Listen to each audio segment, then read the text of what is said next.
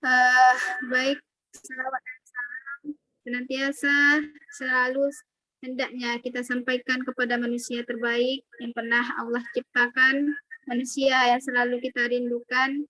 Siapa lagi kalau bukan Nabi kita Muhammad Sallallahu Alaihi Wasallam. Allahumma salli ala Sayyidina Muhammad wa ala alihi. Baiklah, akhwatifillah yang dirahmati Allah. Insya Allah pagi ini kita akan mendapatkan motivasi dari Ustazah kita, Ustazah Iza Rifdah, insya Allah. Tapi sebelum itu, mari kita dengarkan dulu tilawatil Quran yang akan dibacakan oleh Ukti Risna. Kepada Ukti dipersilahkan.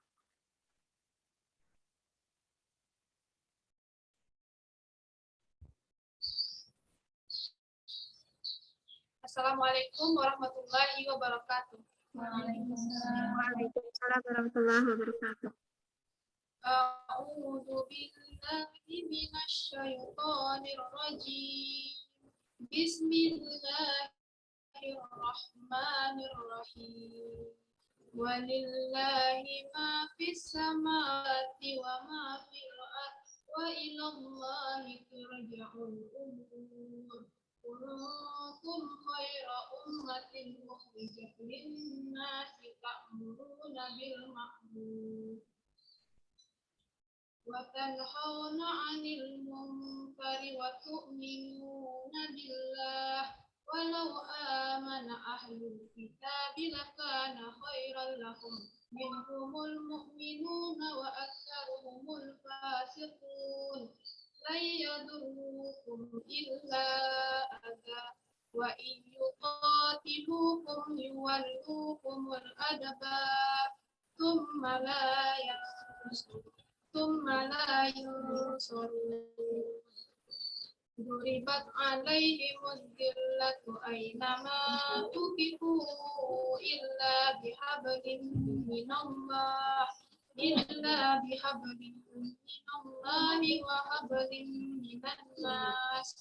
wa hablin minan nas wa ba'u bi ghadabin minallahi wa duribat alaihimul maskanah dzalika bi annahum kanu yakfuruna bi ayatillah wa yaqtuluna al-anbiya'a bighairi haqq dzalika bima asaw wa kanu ya'tadun.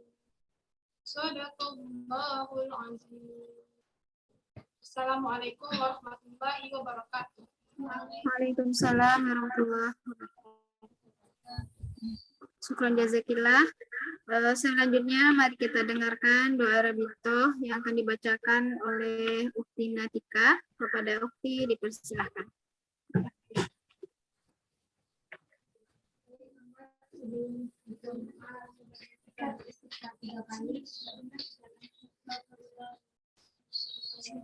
Maju. Nggak dengar. Kencang suaranya. Baik akhwat, sebelum kita berdoa, alangkah baiknya kita beristighfar 3 kali. Astagfirullahaladzim, astagfirullahaladzim, astagfirullahaladzim. A'udzu billahis samii'il 'aliim minasy syaithanir rajiim. Bismillahirrahmanirrahim. Qulillahumma malikal mulki tu'til mulka man tasha' wa tanzi'ul mulka mimman tasha' wa tu'izzu man tasha' wa tuzillu man tasha' biyadikal khair innaka 'ala kulli syai'in qadir. Tulijul laila fin nahari wa tulijul nahara fil lail wa tuhrijul hayya minal mayyit wa tuhrijul mayyita minal hayy wa tarzuqu man tasha'u bighairi hisab. Allahumma inna hadha iqbalu naharik wa iqbalu lailik wa aswatu du'atik faghfir lana. Allahumma innaka ta'lamu anna hadhihi al-qulub qad ijtama'at ala mahabbatik waltaqat ala ta'atik wa tawahadat ala da'watik wa ta'ahadat ala nusrati syariatik فوثق اللهم رابطتها وأدم ودها واهدها سبلها واملأها بنورك الذي لا يحبو واشرح صدورها بفيض الإيمان بك وجميل التوكل عليك وأهلها بمعرفتك وأمتها على الشهادة في سبيلك إنك نعم المولى ونعم النصير اللهم آمين وصل اللهم على سيدنا محمد وعلى آله وصحبه وسلم والحمد لله رب العالمين.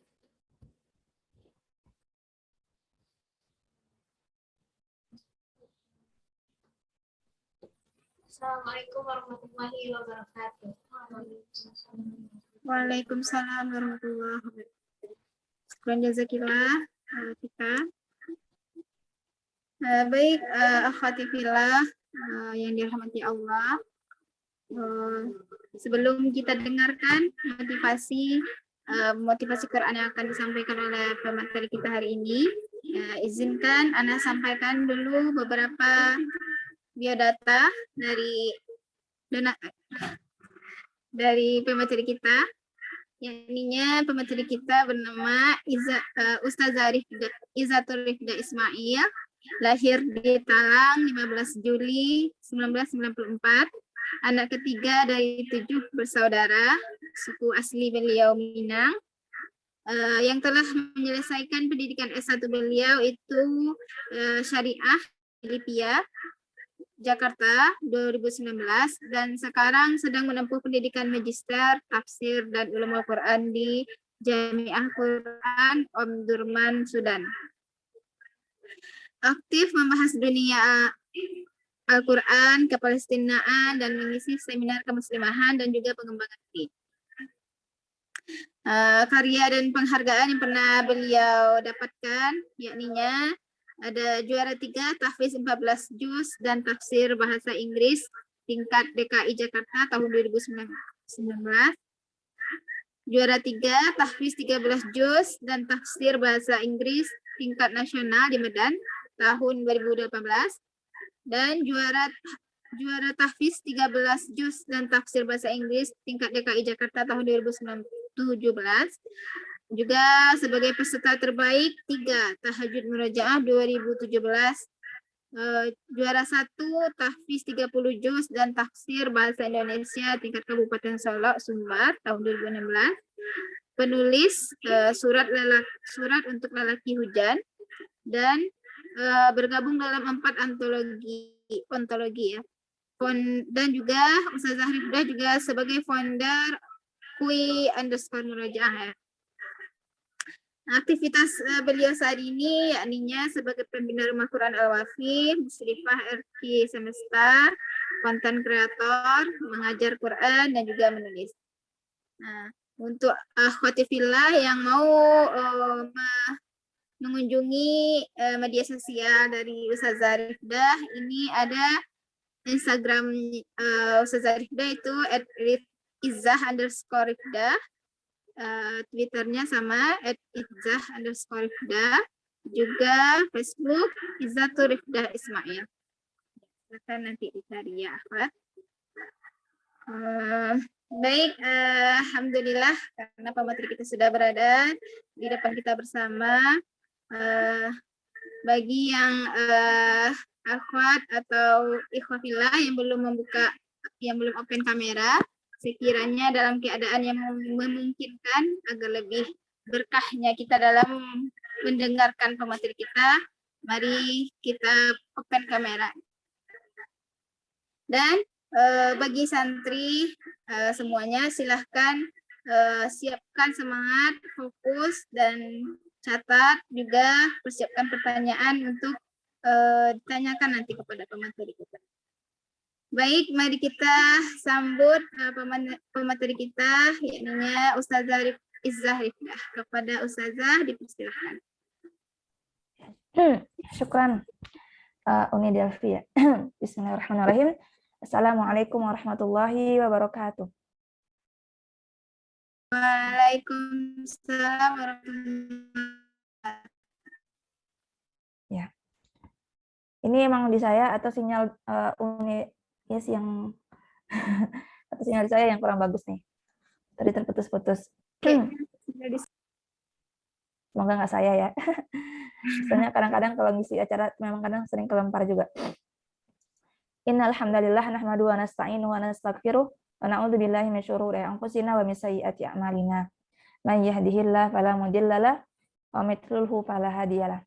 Alhamdulillahilladzi anzala 'ala 'abdihi al-kitaba wa lam yaj'al lahu 'iwaja qayyima liyundhira ba'san shadidan min ladun wa yubashshiral mu'minina alladzina ya'maluna shalihati anna lahum ajran hasanah. Alhamdulillahilladzi anzala al-Qur'an 'ala ibadihil mu'min fi syahri Ramadan.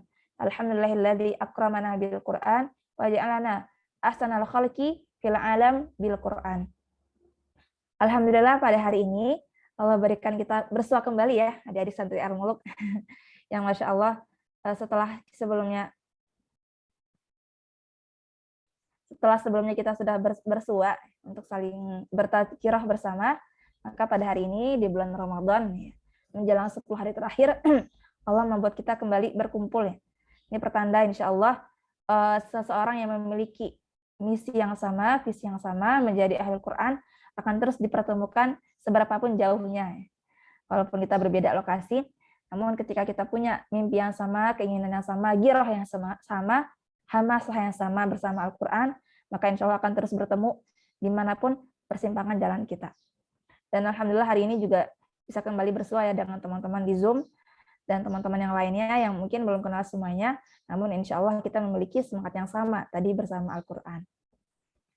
Dan barakallah juga untuk santri camp yang baru bergabung juga ya di program Ramadan kali ini, yang merasakan first impression gitu ya, atau perjuangan pertama bersama Al-Quran. Sebelumnya Ana mohon maaf atas keterlambatan yang harusnya kita agenda jam 10, tapi baru bisa pada hari ini ya.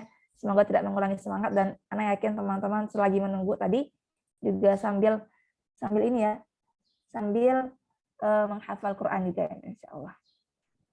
Sebentar, izin share screen ya.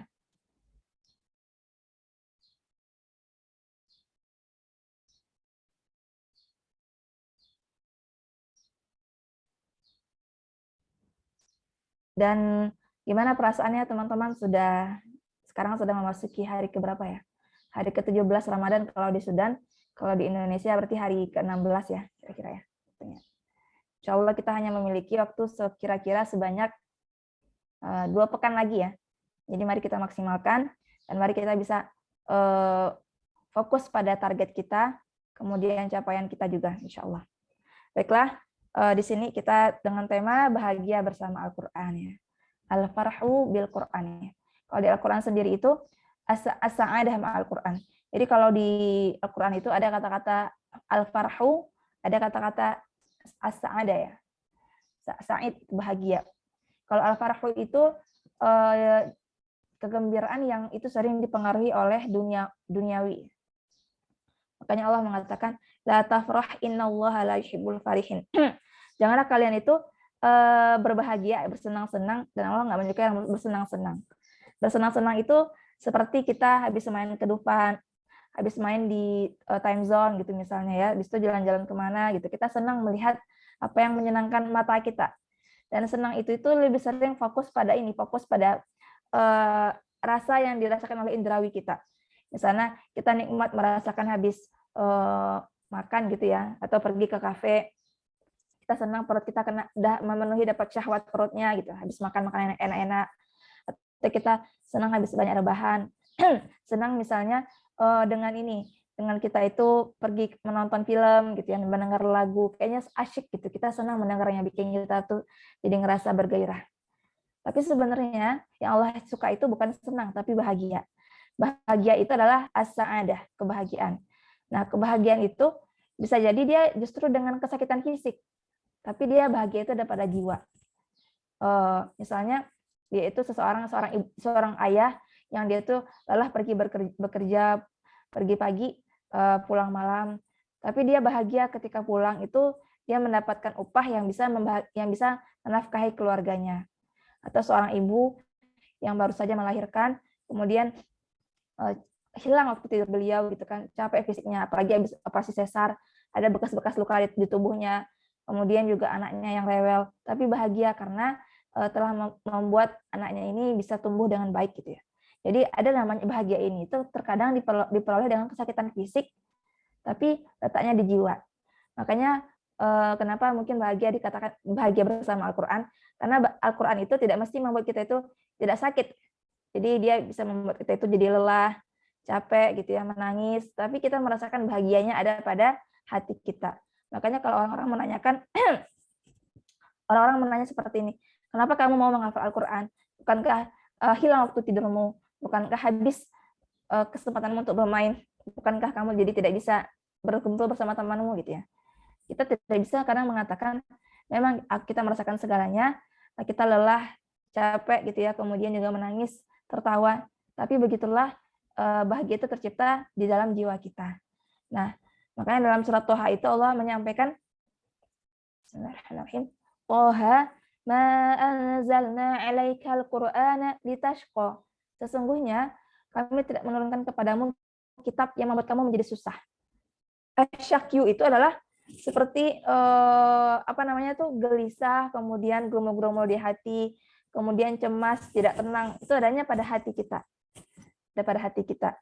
Maka sesungguhnya Allah tidak bertujuan menurunkan Al-Quran itu untuk membuat kamu menjadi sempit jiwamu, tapi menjadi lapang, menjadi senang, menjadi bahagia, yang akan itu merasuk ke seluruh sendi nadi tubuhmu. Mungkin teman-teman kira-kira apakah sinyal saya itu kurang baik? Soalnya saya melihat kadang-kadang tubuhnya bergerak, kadang-kadang enggak. Kira-kira Mbak Yesi, suara saya terdengar terputus-putus atau jelas nggak? Ada yang terputus juga, Zah. Oh, Anda terputus-putus ya? Oke. Mohon maaf ya. Jadi kadang-kadang kalau pagi dan di sore hari itu, di malam hari itu suka agak ini masih nge-lag itu sinyalnya. Suka hilang-hilangan. Jadi begini ya. Jadi ini insya Allah dengan begini kita bisa menyamakan persepsi kita, pemahaman kita bahwasanya ada sebuah ibadah yang dia itu lelah di fisik namun bahagia di jiwa. Begitupun bersama dakwah. Dakwah itu kita menyuruh orang lain, mengajak orang lain untuk kembali berhijrah, sholat gitu ya. Kemudian banyak hal yang kita lakukan, kita lelah fisik kita, tapi sesungguhnya bahagia pada jiwa kita. Oleh karena itulah mungkin muncul istilah biarlah lelahku lillah hingga antil jannah gitu ya. Biarlah lelahku ini untuk Allah Subhanahu wa taala hingga sampai ke surganya Allah Subhanahu wa taala. Dan manusia itu lebih lama mati dibandingkan hidupnya. Jadi kalau seperti siapa Nabi Adam sampai sekarang masih ini ya di dalam kuburan ya, nggak tahu di mana kuburan Nabi Adam ya. Maksudnya masih di bawah tanah. Begitupun juga kita lebih lama hidup di bawah tanah dibandingkan di atas tanah. Alias kita lebih lama meninggal dibandingkan hidup kita. Imam Syafi'i setelah sampai pada tahun sekarang ini itu beliau sudah meninggal selama 450 tahun ya di bawah tanah gitu. Kemudian siapa juga tuh Hasan al-Banna, kemudian Imam Said Qutb, itu mereka sudah lama di bawah tanah ya. Tapi kita nggak bisa mengatakan, nggak bisa tahu juga bagaimana logika Allah Subhanahu Wa Taala, bagaimana ilmu Allah Subhanahu Wa Taala. Karena Allah lah yang mengetahui apa hal yang gaib, sedangkan kita hanya melihat dan mempelajari apa yang kita bisa saja gitu ya, yang kita tahu, yang Allah berikan pengajarannya. Jadi insya Allah semua perjuangan kita bersama Al-Quran tadi itu tidak akan sebanding dengan apa yang akan kita dapatkan di masa depan nanti. Kapan masa depan itu? Apakah ketika adik-adik ini di sini menikah bertemu dengan laki impian, atau misalnya saat sudah memiliki anak atau punya rumah sultan, punya uang? Bukan. Masa depan kita itu ada di kuburan. Masa depan kita nanti ada di akhirat sana. Karena sekarang ini kita sedang menempati masa kini, yaitu masa di dunia. Dan masa di dunia ini itu tidak lama. Bisa jadi hanya berusia 20 tahun, bisa jadi hanya berusia 30 tahun, bisa jadi hanya berusia 35 tahun, kita tidak tahu. Tapi yang selama 20 tahun tadi, 30 tahun tadi itu akan mempengaruhi masa depan kita yang beribu-ribu tahun yang nggak akan pernah terhitung selamanya. Maka kita jangan sampai menjadi pribadi yang kurang cerdas gitu ya. Orang yang cerdas itu yang dia tahu betul bagaimana bisa berinvestasi pada masa depannya.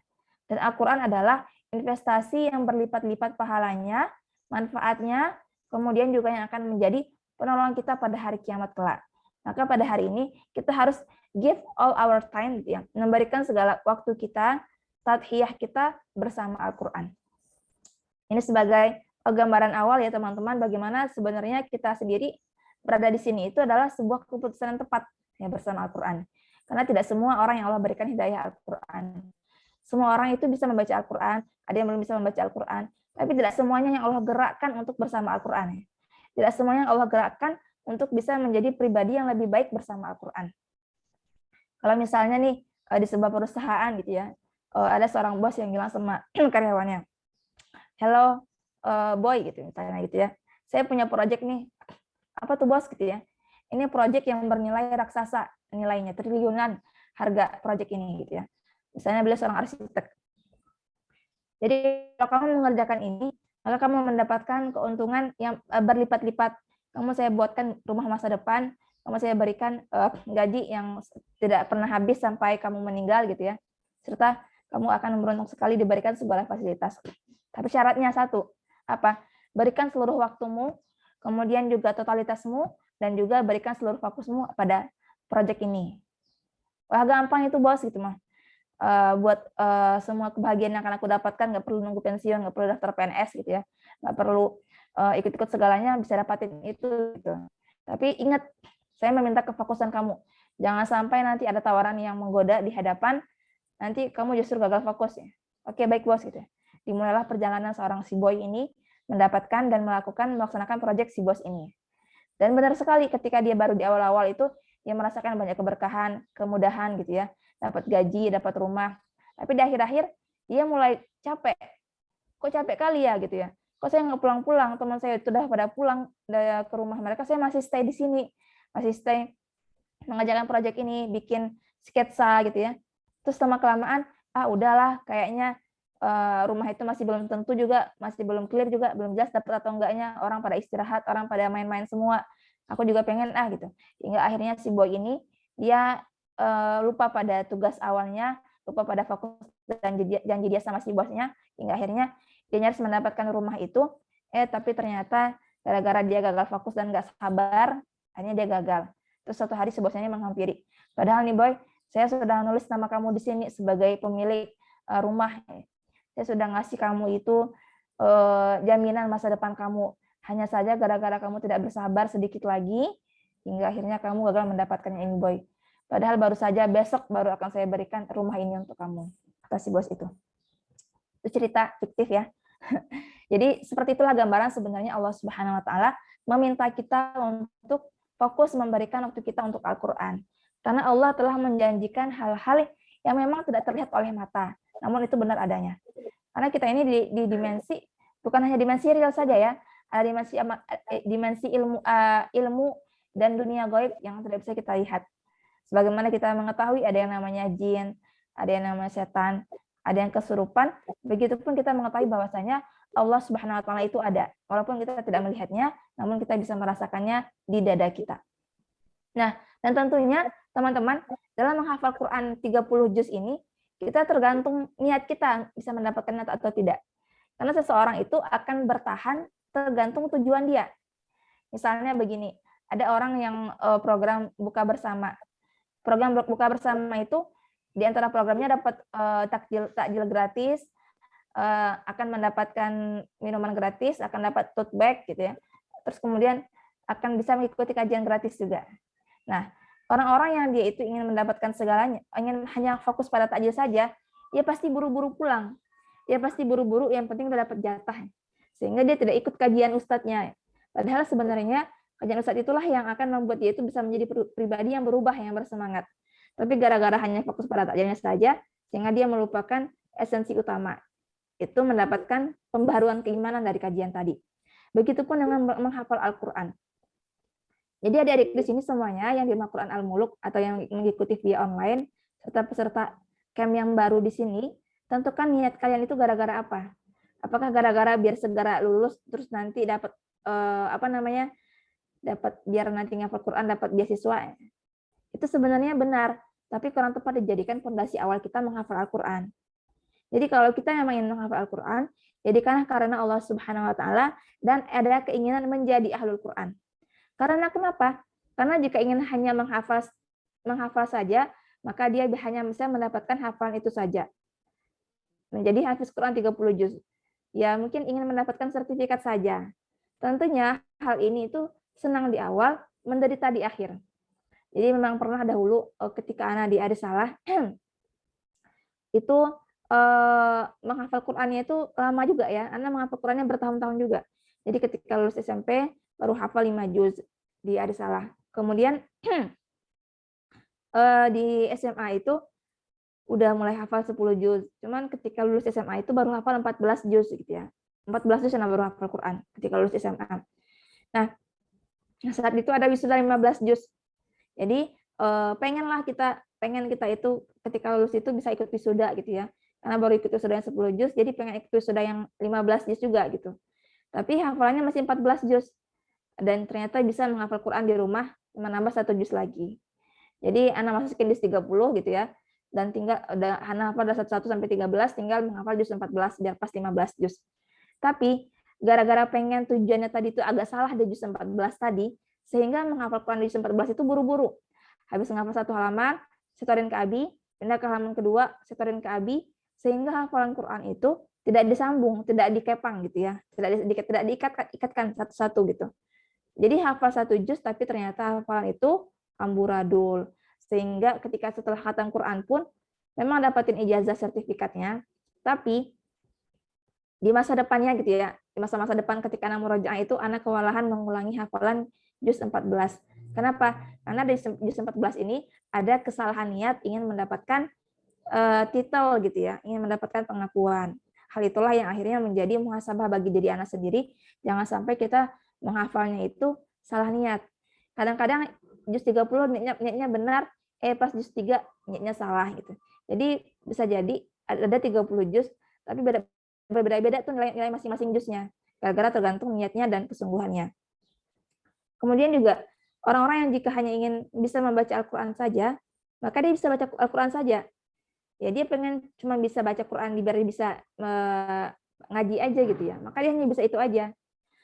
Maka berusahalah lebih tinggi lagi, lebih jauh lagi cakupannya, ingin menjadi ahlul Quran. Ahlul Quran itu yang namanya keluarga itu apa kata kuncinya? Musahabatul Quran fi kulli zaman.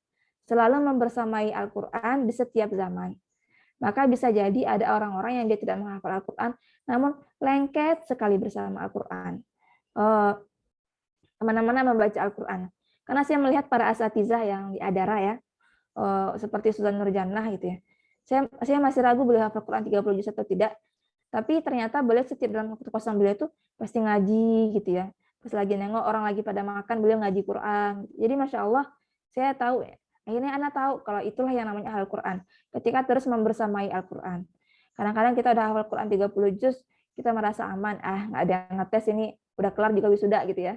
Hingga akhirnya ada 2 hari yang kita tuh lalai dari bersama Al-Quran. Ada 3 hari yang kita itu kurang murojaah Al-Quran. Ada yang kita itu malas membaca Al-Quran. Bahkan mungkin di bulan Ramadan ini, ada yang udah khatam 3 kali. Terus ngerasa pengen, ini bentar leleh-leleh bentar biar bisa istirahat ya. Hingga akhirnya ada hari yang terlewati tanpa Al-Quran. Tapi memang Al-Quran itu adalah mereka yang senantiasa musahabatul Quran. Selalu membersamai Al-Quran.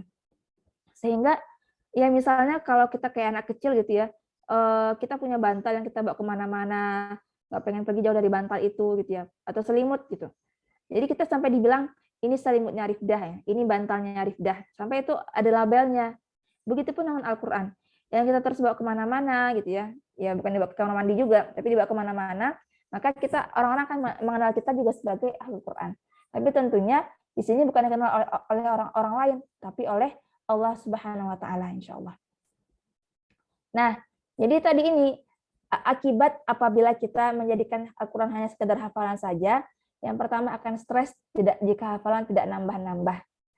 Jadi bisa jadi gini ya, teman-teman yang santri RQ Al-Muluk ini itu memang memiliki tujuan, ada target dari RQ-nya buat punya berapa juz yang dihafal gitu dalam kurun waktu.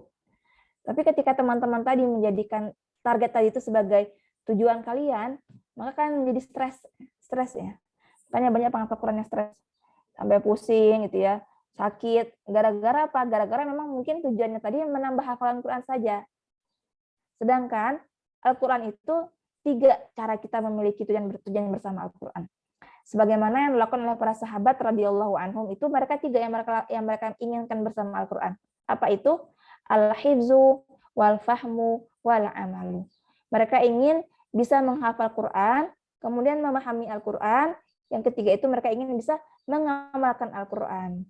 Karena mereka tahu Al-Qur'an huwa manhajul hayah. Al-Qur'an itu adalah sumber kehidupan ya. Al-Qur'an itu adalah SOP-nya kehidupan. Al-Quran itu merupakan manhajnya kehidupan kita. Sehingga mereka tahu, ketika mereka bersama Al-Quran, maka mereka memegang hukum tertinggi ya, hukumnya Allah Subhanahu wa taala, serta mereka tahu bagaimana Al-Quran itu bisa merubah kehidupan mereka. Maka mungkin memang bagi teman-teman di sini yang pasti tujuan awalnya itu tuh hafal Al-Quran 30 juz, maka jadikanlah sebagai ahlul Quran. Sehingga teman-teman sendiri akan merasakan yang namanya bagaimana fase-fase safar bersama Al-Quran, perjalanan bersama Al-Quran. Fase kita bersemangat, fase-fase kita lemah, capek, menangis, bahagia, bersyukur, itu adalah fase-fase yang semua penghafal Quran itu melewatinya. Jadi bukan berarti yang hafalan Qurannya itu lancar itu dia langsung lancar, enggak. Mereka mengalami masa-masa juga capek, kelelahan. Hanya saja berbeda startnya. Mereka sudah mulai dari SD, sudah mulai bertahun-tahun yang lalu. Jadi wajar kita melihat hasil mereka itu sudah lancar. Jadi kalau kita sekarang itu masih belum lancar, baru menghafal, masih banyak salah tahsinnya, tahfiznya, itu adalah hal yang semua orang melewatinya. Hanya saja pertanyaannya, apakah kamu termasuk golongan yang mereka yang bersabar sampai akhir atau yang menyerah di tengah jalan? Kemudian yang kedua adalah orang yang hanya menganggap Quran itu sebagai sekadar hafalan saja, akan menganggap jika yang paling berhasil adalah yang sudah hafal 30 juz. Jadi mungkin berbeda sikap dia gitu ya. Memang ada orang-orang yang kalau sudah hafal 30 juz itu pasti sudah melewati masa-masa yang panjang, waktu yang lama untuk menghafal Quran. Tapi bisa jadi ada orang yang diuji sama lambatnya menghafal Quran dia. Jadi kita tidak bisa memastikan seseorang itu yang paling berhasil itu yang dia udah segera khatam 30 juz. Belum tentu ya. Karena Allah Subhanahu wa taala melihat kepada mujahadah dia. Karena punya teman ketika lagi masih di asrama Wami di Jakarta itu, kalau kita itu udah khatam lama gitu ya, udah khatam cepat gitu. Jadi ketika ujian ujian 20 juz itu cepat lulusnya. Sedangkan dia itu kayak lama kali menghafal Qur'annya. Terus kayak ditemenin, dikasih berbagai cara, berbagai teori, itu nggak masuk-masuk juga. Sampai anak pun stres, kamu gimana sih caranya biar bisa segera menghafal Qur'an gitu ya. Sampai ditemenin, sampai kita kesal sendiri sama dia. Udah, kok kita ngerasa dia tuh nggak bisa ngafal gara-gara emang dia tuh nggak mampu gitu kan. Sampai akhirnya lagi masa karantina dia nggak boleh keluar gara-gara dia itu belum lulus ujian, dia tuh terus bergaung suara dia di rumah itu, teman anak gitu ya, bergaung suara dia di rumah itu, dia ngaji terus sampai kita tuh udah tidur dia masih ngaji terus gitu kan. Pas dites kok nggak lancar lagi gitu kan. Terus yang kita udah lulus ujian tuh kayak enak-enak bisa tidur lah, bisa main HP lah gitu ya. Tapi di satu sisi anak menyadari bahwa sesungguhnya yang lulus itu bukanlah kami, tapi adalah dia. Kami udah kelar ujian, malah rebahan, malah banyak istirahatnya. Dialah yang walaupun belum lulus secara nilai, tapi dialah yang lulus menjadi penghafal Quran. Karena dia terus mengaji. Anak jadi muhasabah ketika itu. Masya Allah ya. Memang mungkin dalam sisi kelancaran hafalan Quran, kita yang menang, tapi dari sisi istiqomah bersama Al-Quran, dialah pemenangnya. Allah Subhanahu wa taala itu melihat pada siapa yang istiqomah. Allah mengatakan, innal ladzina qalu rabbunallah tsumma istaqamu tatanazzalu alaihimul malaikatu alla takhafu wa la tahzanu abasyiru bil jannati allati kuntum tu'adun. Sesungguhnya orang yang istiqomah tadi, dia mendapatkan surganya Allah Subhanahu wa taala. Mereka tidak akan sedih. Jadi walaupun secara nilai kita yang menang, tapi secara pahala, secara ganjaran dia yang mendapatkan. Hingga akhirnya kita menjadi muhasabah buat diri sendiri. Kemudian juga kalau hanya fokus pada hafalan Quran saja, maka dia merasa tidak perlu menambah wawasan Al-Quran yang lain. Dia mungkin merasa kurang perlu untuk mentadaburi Al-Quran, mempelajari tahsin atau ilmu tajwid Al-Quran. Dia kan merasa kurang perlu mempelajari juga yang namanya ilmu qiraat gitu ya. Banyak dia merasa cukuplah aku hanya menghafal Quran saja. Sudah lelah hamba ini gitu ya. Jangan seperti itu. Karena Al-Quran ketika semakin didalami, semakin dipelajari, semakin kita geluti, semakin bertambah ma'rifatullah kita. Semakin kita itu mengenal Allah Subhanahu wa taala. Maka Al-Qur'an itu bukanlah Al-Qur'an saja. Kita mengenal siapa huwa. Al-Munazzilul Quran. Siapa yang menurunkan Al-Quran? Yaitu Allah Subhanahu wa taala. Maka insya Allah seorang penghafal Al-Quran yang dia itu terus bersama Al-Quran, dia akan bertambah mahabbatullahnya, bertambah cinta dia pada Allah Subhanahu wa taala, bertambah halawatul iman, bertambah manisnya iman. Walaupun dia melewati teman-teman jalan yang panjang. Dan tentunya kalau teman-teman hanya fokus pada hafalan Quran saja dan itu menjadi beban, sehingga teman-teman tidak menikmatinya, sehingga stres gitu ya, sampai ada penghafal Quran yang istihadah. Gara-gara apa? Gara-gara mungkin dia terlalu stres bersama Al-Quran. Dia lebih sering menangis, lebih sering cemberut mukanya bersama Al-Quran ya. Jadi kalau kita bersama Al-Quran itu rasakanlah gairah syukur kita ketika Allah senantiasa membersihkan jiwa kita lewat ayat-ayat yang kita baca. Dan tentunya kita perlu menjadi ahli Quran. Caranya bagaimana teman-teman? Yang pertama, menanamkan nilai Al-Quran dalam kehidupan kita. Aku di sini penghafal Al-Quran, maka aku perlu menjaga sikapku. Aku perlu menjaga niatku. Jangan sampai kita hanya fokus pada menghafal Quran hingga mengabaikan hak-hak saudara kita. Ya kan, kalau dalam hidup berasrama itu punya tugas menyapu lah, tugas piket rumah, memasak gitu ya, kemudian juga berinteraksi. Itu kan ada hal seperti itu.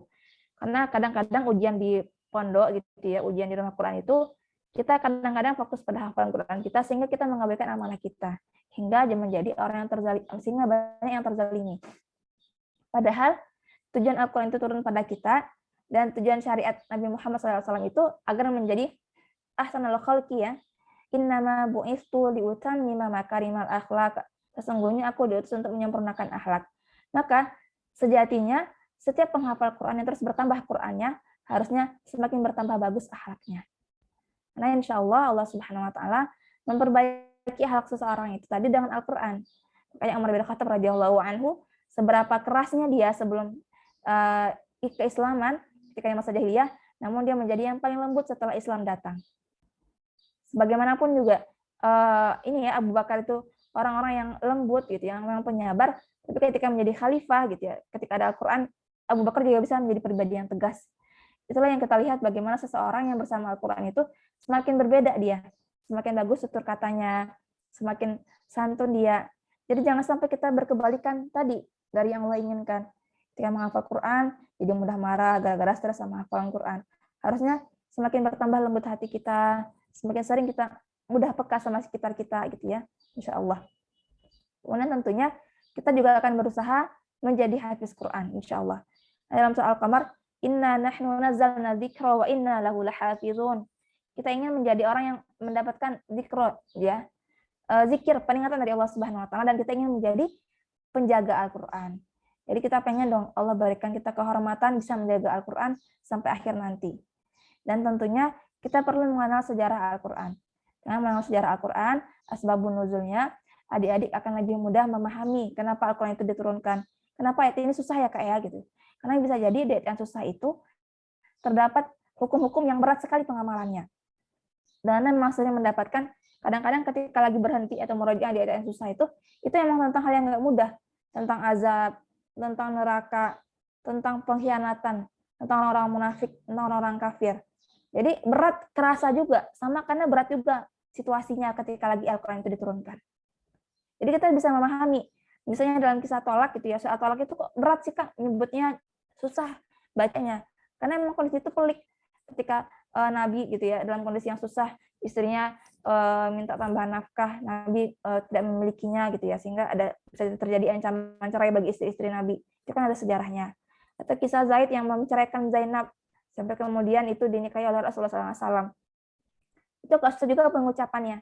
Jadi kadang-kadang huruf-huruf yang isti'la itu ya, khusodoktin akil itu memang berat juga secara artinya gitu. Jadi kalau kita terus mendalami, mempelajari, insya Allah kita jadi paham. Pantesan berat disebut karena emang ternyata nggak mudah sendiri artinya ataupun peristiwanya. Dan tentunya kita bisa menjadi pribadi yang Qur'ani. Terus terinternalisasi dalam jiwa kita berbicara, ayo kita bersemangat bersih-bersih ya. Karena Allah kenapa? Innallaha yuhibbut tawwabin wa yuhibbul mutatahhirin. Jadi kita otomatis langsung nyebut Al-Qur'an ya. Dan berakhlak Al-Qur'an pastinya.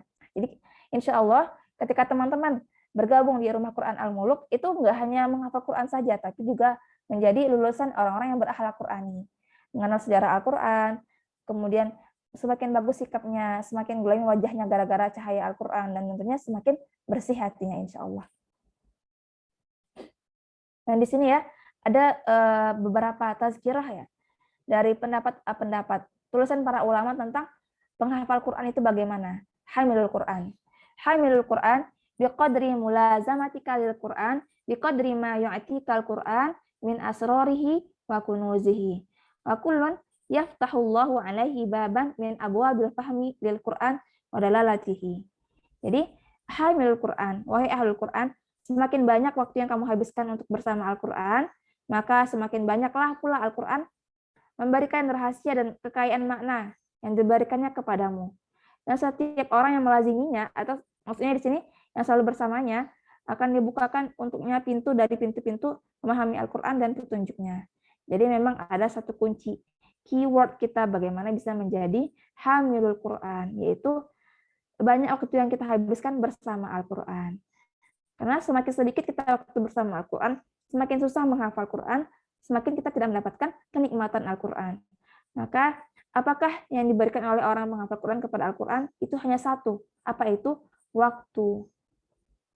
Dia memberikan waktu istirahatnya bersama Al-Quran, dia memberikan waktu senang-senangnya bersama Al-Quran, dia memberikan masa mudanya bersama Al-Quran, dia memberikan waktu dia bermain gadget bersama Al-Quran. Pokoknya giving all time for Al-Quran, quality time gitu ya. Jadi selalu bersama Al-Quran. Jadi memang kunci bersama Quran itu hanya satu, yaitu waktu.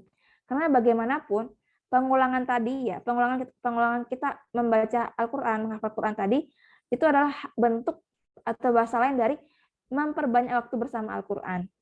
Sehingga ketika terus lama diulang, semakin lama bersama Al-Quran. Maka kata kuncinya adalah waktu kita bersama Al-Quran. Jadi teman-teman di sini yang sedang bermujahadah itu satu saja kuncinya, berikan waktu kita bersama Al-Quran. Itulah juga yang diberikan ya, yang telah teman-teman yang camp melakukan gitu, yang baru bergabung ya, santri Quran camp.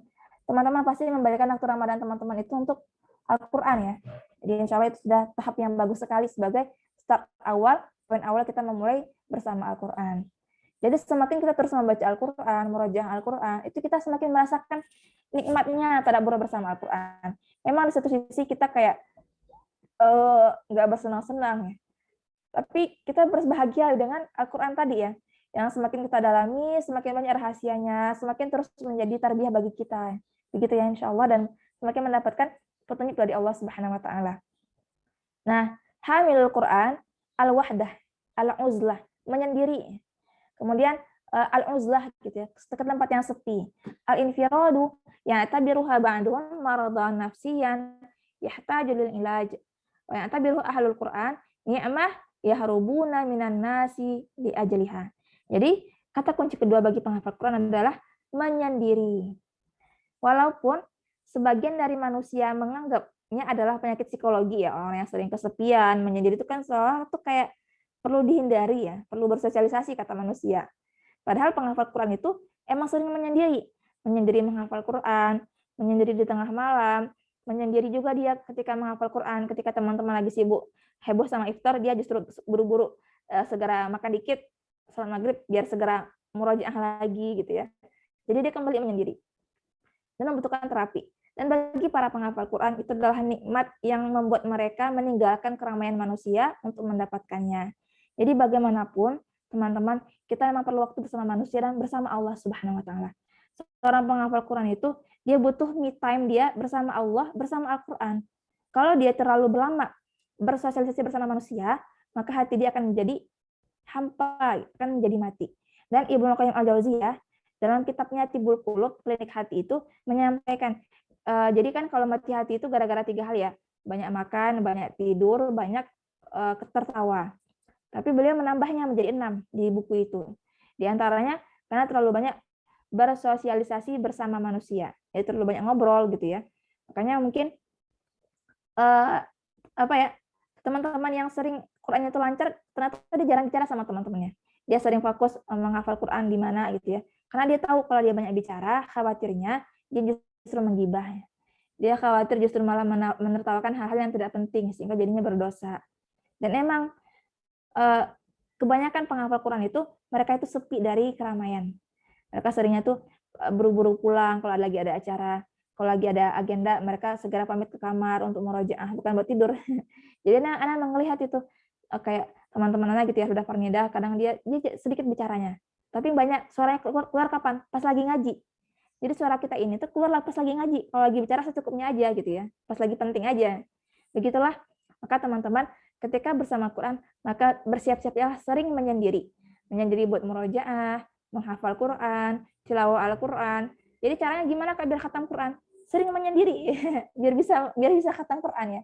Biar bisa murojaah Quran. Karena kalau kebanyakan kita bergabung bersama manusia, seringnya kita emang nggak punya waktu. Udah capek, lelah fisik kita, lelah hati kita, hingga kita tidak punya tenaga lagi bersama Al-Quran. Dan kita melihat bagaimana Al-Quran itu insya Allah sungguh menakjubkan ya, mengubah kita. Jadi Al-Quran itu satu kata kuncinya keimanan. Kadang-kadang ada orang yang menanyakan, kenapa sih Kak kita udah menghafal Quran tapi kok nggak dapatin ya yang katanya banyak rezeki, yang katanya dapat jodoh, yang katanya dapat segala kebahagiaan. Memang kita terlebih dahulu itu memastikan kita beramal bukan gara-gara dunia, tapi karena Allah Subhanahu wa taala. Tapi tentunya teman-teman di sini yang sudah memulai menghafal Quran pasti mendapatkan insya Allah 6 poin ini. Yang pertama adalah teman-teman akan merasakan doa-doa dikabulkan tanpa disadari. Ini dalam hadis Nabi Muhammad SAW, man syaghalahul Quran wa dzikri an mas'alati a'taituhu afdhala ma utiya sa'ilina minhum wa fadlu kalamillahi ala kalamin nasi wa fadlillahi ala khalqihi. Orang-orang yang sibuk membaca Al-Quran sampai-sampai gitu ya, sibuk gitu. Jadi Al-Quran dan zikrullah itu membuat dia menjadi sibuk. Allah langsung bilang, apa itu? Aku akan memberikan dia afdola, yang paling baik, yang paling berlian, yang paling mulia, yang paling tingkatan itu gold lah gitu ya, premier gitu ya, VIP itu. Akan memberikan kepada dia. Tidak sama seperti yang diminta oleh para pendoa gitu ya. Orang yang berdoa. Kenapa? Karena dia membaca Al-Quran, maka Al-Quran itu lebih utama daripada perkataan manusia, yaitu doa-doa mereka, sebagaimana keutamaan Allah terhadap makhluknya. Jadi begitu tinggi. Maka insya Allah teman-teman yang kadang-kadang ngebatin di hati, pengen ini, kok tiba-tiba dapat ya? Ya Kak, tadi kan anak pengen ini, Kak, sekarang kok dapat ya Kak ya gitu. Itu bisa jadi karena teman-teman fokus pada Al-Quran.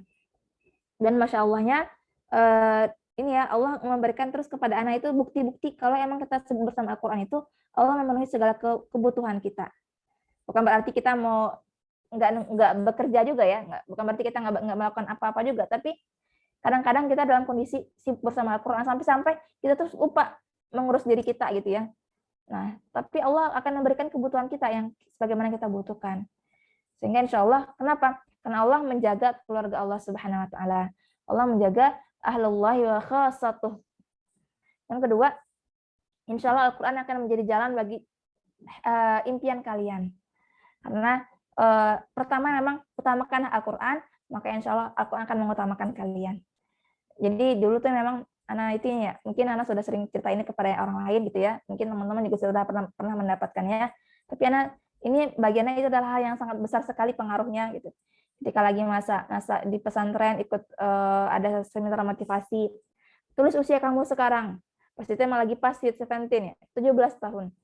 Tulis usia kamu 10 tahun mendatang, itu tambah usianya jadi 27 tahun ya. Kemudian motivatornya bilang begini, di antara kedua usia kamu, tulislah apa impian kamu. Akhirnya Nabi bikin hafizah gitu ya, menjadi penghafal Quran. Itu Nabi bikin di binder kecil yang udah bulukan, binder yang harganya 10 ribuan, punya anak SD, anak SMP gitu ya, yang masa-masa dahulu gitulah, bindernya kertasnya tuh kayak garis-garisnya pun buram gitu ya. Tapi Nabi bikin tuh, anak masih punya bindernya. Jadi Nabi mikir, ya Allah 10 tahun lagi please aku ingin menghafal menjadi hafizah Quran. Sebenarnya anak juga punya impian menjadi penulis, impian menjadi motivator, impian menjadi dokter gitu ya. Tapi anak ya udahlah bikin hafizul aja gitu ya. Bikin menjadi penghafal Quran aja gitu. Nah, bikin satu di sana impiannya. Ya, ternyata Masya Allah, Alhamdulillah bisa khatam Quran 30 juz di usia 20 tahun lebih ya, 20 tahun kurang 7 bulan. Karena anak emang pengen khatam Quran itu sebelum usia 20 tahun, karena khawatirnya wafat sebelum meninggal, maka wafat sebelum khatam Quran, maka pengennya kalaupun meninggal itu udah khatam Quran dulu. Dan Masya Allahnya di usia 27 tahun itu bisa mendapatkan apa yang tadi diinginkan oleh hati. Maksudnya ternyata bisa menjadi penulis gitu ya. Alhamdulillah bisa menulis, alhamdulillah bisa berbagi kepada orang lain juga dari sisi ilmu gitu. Kemudian juga bisa diberikan banyak kesempatan juga bisa mengisi kajian-kajian yang itu kebanyakan para dokter gitu. Jadi emang nggak jadi dokter sih. Kalau kata dokter, nggak apa-apa Rifda, kamu dokter jiwa. Karena susah menjadi dokter jiwa dibandingkan dokter fisik, kata beliau gitu ya. Jadi Masya Allah sekali, terasa sekali nikmatnya, alhamdulillah. Dan memang di sana tentunya teman-teman anak akui, banyak di sana tuh ada tadhiyah, perjuangan. Perjuangan bagaimana diuji hati kita, diuji ketika masa-masa SMP itu anak kesel sekali, ya Allah, orang teman-teman pada jalan-jalan, pada mereka istirahat, ini anak stay di masjid menghafal Quran, padahal capek gitu ya. Ada masa-masa pengen Quran ini gemes banget lah gitu, nggak dapat itu sampai nangis. Kemudian masa-masa kuliah, teman-teman pergi naik gunung, jalan-jalan gitu, anak ikut daurah Quran. Ya kita memang seolah nggak kehilangan masa remaja kita, masa muda kita. Tapi ternyata Allah Subhanahu Wa Taala menggantinya dengan kenikmatan yang nggak pernah kebayangkan. Ya Allah, untung ya nggak salah pilih gitu. Untung ya dulu bersabar sebentar, menerima segala sakit perjuangan bersama Al-Quran gitu ya. Alhamdulillah sekarangnya Allah berikan dengan tadi Al-Quran, kita dapatin banyak inspirasi. Kalau kata Ustaz Shalihin Abu Izzuddin, beliau itu satu ayat itu bisa menjadi satu buku. Bagaimana satu buku itu bagaimana satu buku tadi diinspirasi oleh satu ayat. Jadi anak pun nulis pun dari Al-Quran juga. Maksudnya kerasa dapat inspirasi, dapat ide-ide baru yang menakjubkan. Itu Masya Allah sekali ya. Kemudian juga insya Allah akan menjaga kita dari perbuatan maksiat. Jadi penghafal Quran itu ketika bermaksiat itu lebih berat lagi azabnya. Kenapa? Karena dia orang-orang VIP. Jadi kalau dia itu bikin kesalahan, ya harus lebih tegas ininya, teguran dari Allah Subhanahu Wa Taala. Bahkan sampai tahap Ana merasakan ketika lagi nggak sengaja buka Instagram, terus ke scrolling video dan lagu TikTok itu langsung buruk rasa hati, bad mood gitu ya. Langsung ngerasa hafalan Quran itu hilang, rasa gelisah gitu ya. Kenapa?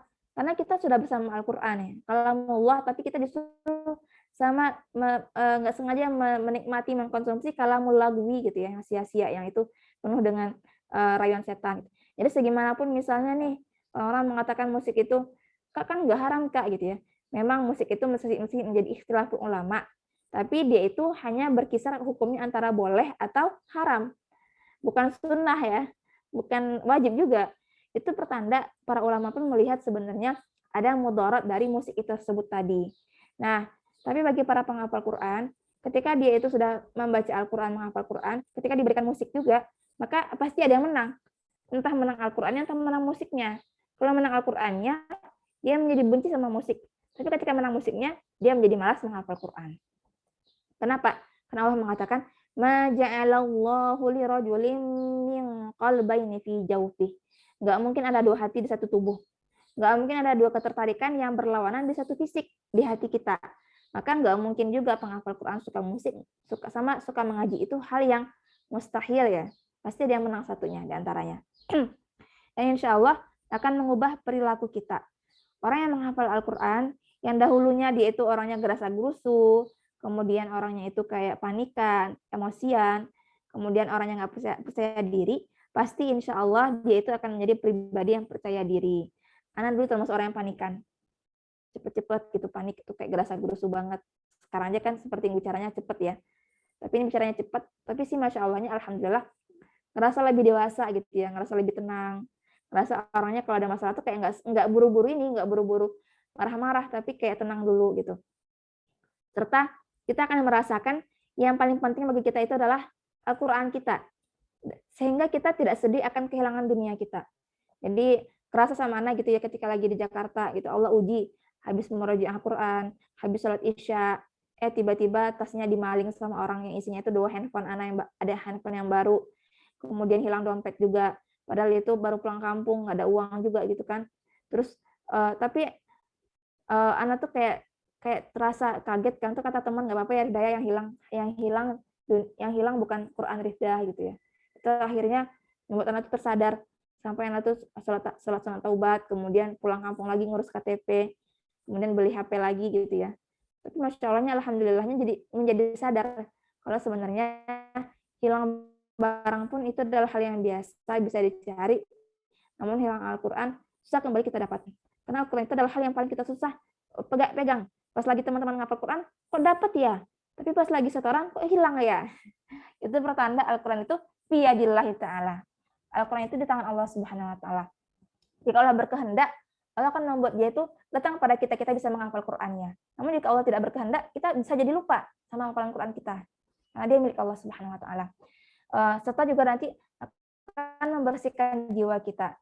Insya Allah orang yang sudah sering bersama Al-Quran itu ya jarang suuzon, jarang punya penyakit hati, jarang mudah marah. Ketika ada teman yang bikin salah, nggak apa-apa. Nanti kamu semangat lagi ya. It's okay. Atau kalau di istilah dulu tuh film-film di masa-masa lalu tuh alizwal gitu ya, nggak apa-apa, nggak masalah, insya Allah nggak apa-apa gitu ya. Jadi dia tuh jarang punya hasad, dengki. Kalaupun dia dengki sama teman yang banyak hafalan Qur'annya, dan dia pengen menjadi seperti itu juga. Itu namanya istilahnya apa ya? Ana lupa istilahnya di bahasa di istilah di Islam itu. Tapi memang ada dua cemburu yang diperbolehkan. Cemburu pada orang yang menghafal Qur'an, cemburu pada mereka yang punya ilmu dan mereka mengamalkannya, cemburu pada mereka yang punya harta dan mereka menginfakkannya. Jadi kita nggak perlu cemburu sama orang yang punya followers banyak, yang sultan, tapi mereka nggak bersedekah. Buat apa, teman-teman? Kita cemburu kepada orang-orang yang mereka itu memiliki banyak investasi buat akhirat nanti. Dan tentunya insya Allah akan mendapatkan penjagaan dari Allah Subhanahu wa Ta'ala. Bisa jadi teman-teman itu sudah Allah takdirkan dapat musibah harusnya, tapi Allah, teman-teman, jadi Allah selamatkan. Banyak banget terjadi seperti itu. Ada orang-orang yang dia itu cerita gitu ya, mereka berkumpul bersama teman-temannya, kemudian yang sebagian itu pulang duluan mereka, yang satu ini tuh sabar, dia masuk isya dulu katanya kan, akhirnya dia selesai isya, terus dia telat dan akhirnya pulang sendiri. Tiba-tiba dapat kabar teman-teman yang duluan tadi itu ternyata kena tabrak mobil gitu ya, kena musibah gitu. Sehingga ada yang meninggal, ada yang nggak meninggal. Itu ternyata gara-gara kita mendahulukan Allah Subhanahu wa Ta'ala. Jadi sebenarnya Al-Quran itu bisa mengubah takdir kita. Karena Allah Subhanahu wa Ta'ala itu memiliki banyak sekali rencana ya bagi hamba-hambanya. Dan tentunya kita pengen dapat the best plan from Allah Subhanahu wa Ta'ala by Al-Quran. Kita pengen dapat rencana terbaik dari Allah Subhanahu wa Ta'ala lewat Al-Quran yang sedang kita hafalkan ini. Dan tentunya ada karakter orang-orang yang bersama Al-Quran. Innamal mu'minuna alladzina idza dzukirallahu wajilat qulubuhum wa idza tuliyat 'alaihim ayatuhu zadatuhum imana wa 'ala rabbihim yatawakkalun.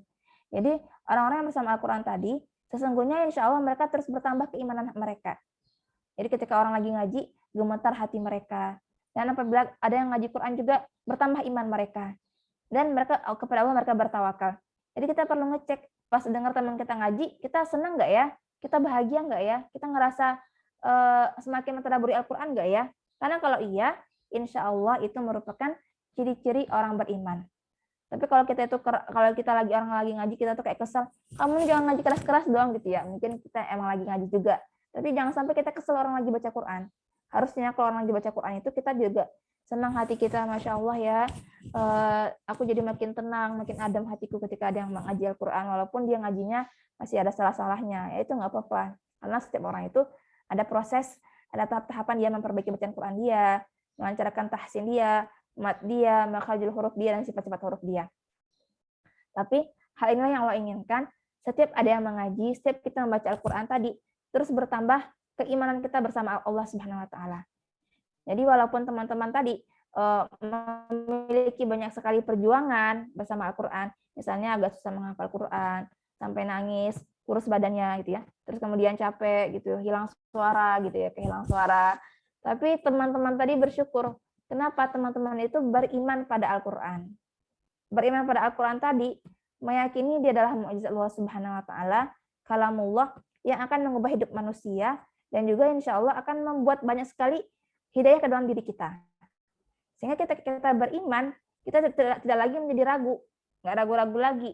Jadi walaupun dia itu jarang diberikan kajian motivasi, dia terus stay cool, jalan terus, maju terus gitu ya, ngapal Quran terus. Walaupun dia lagi futur, tapi dia kembali bersama Al-Quran. Sehingga dia tuh kokoh gitu.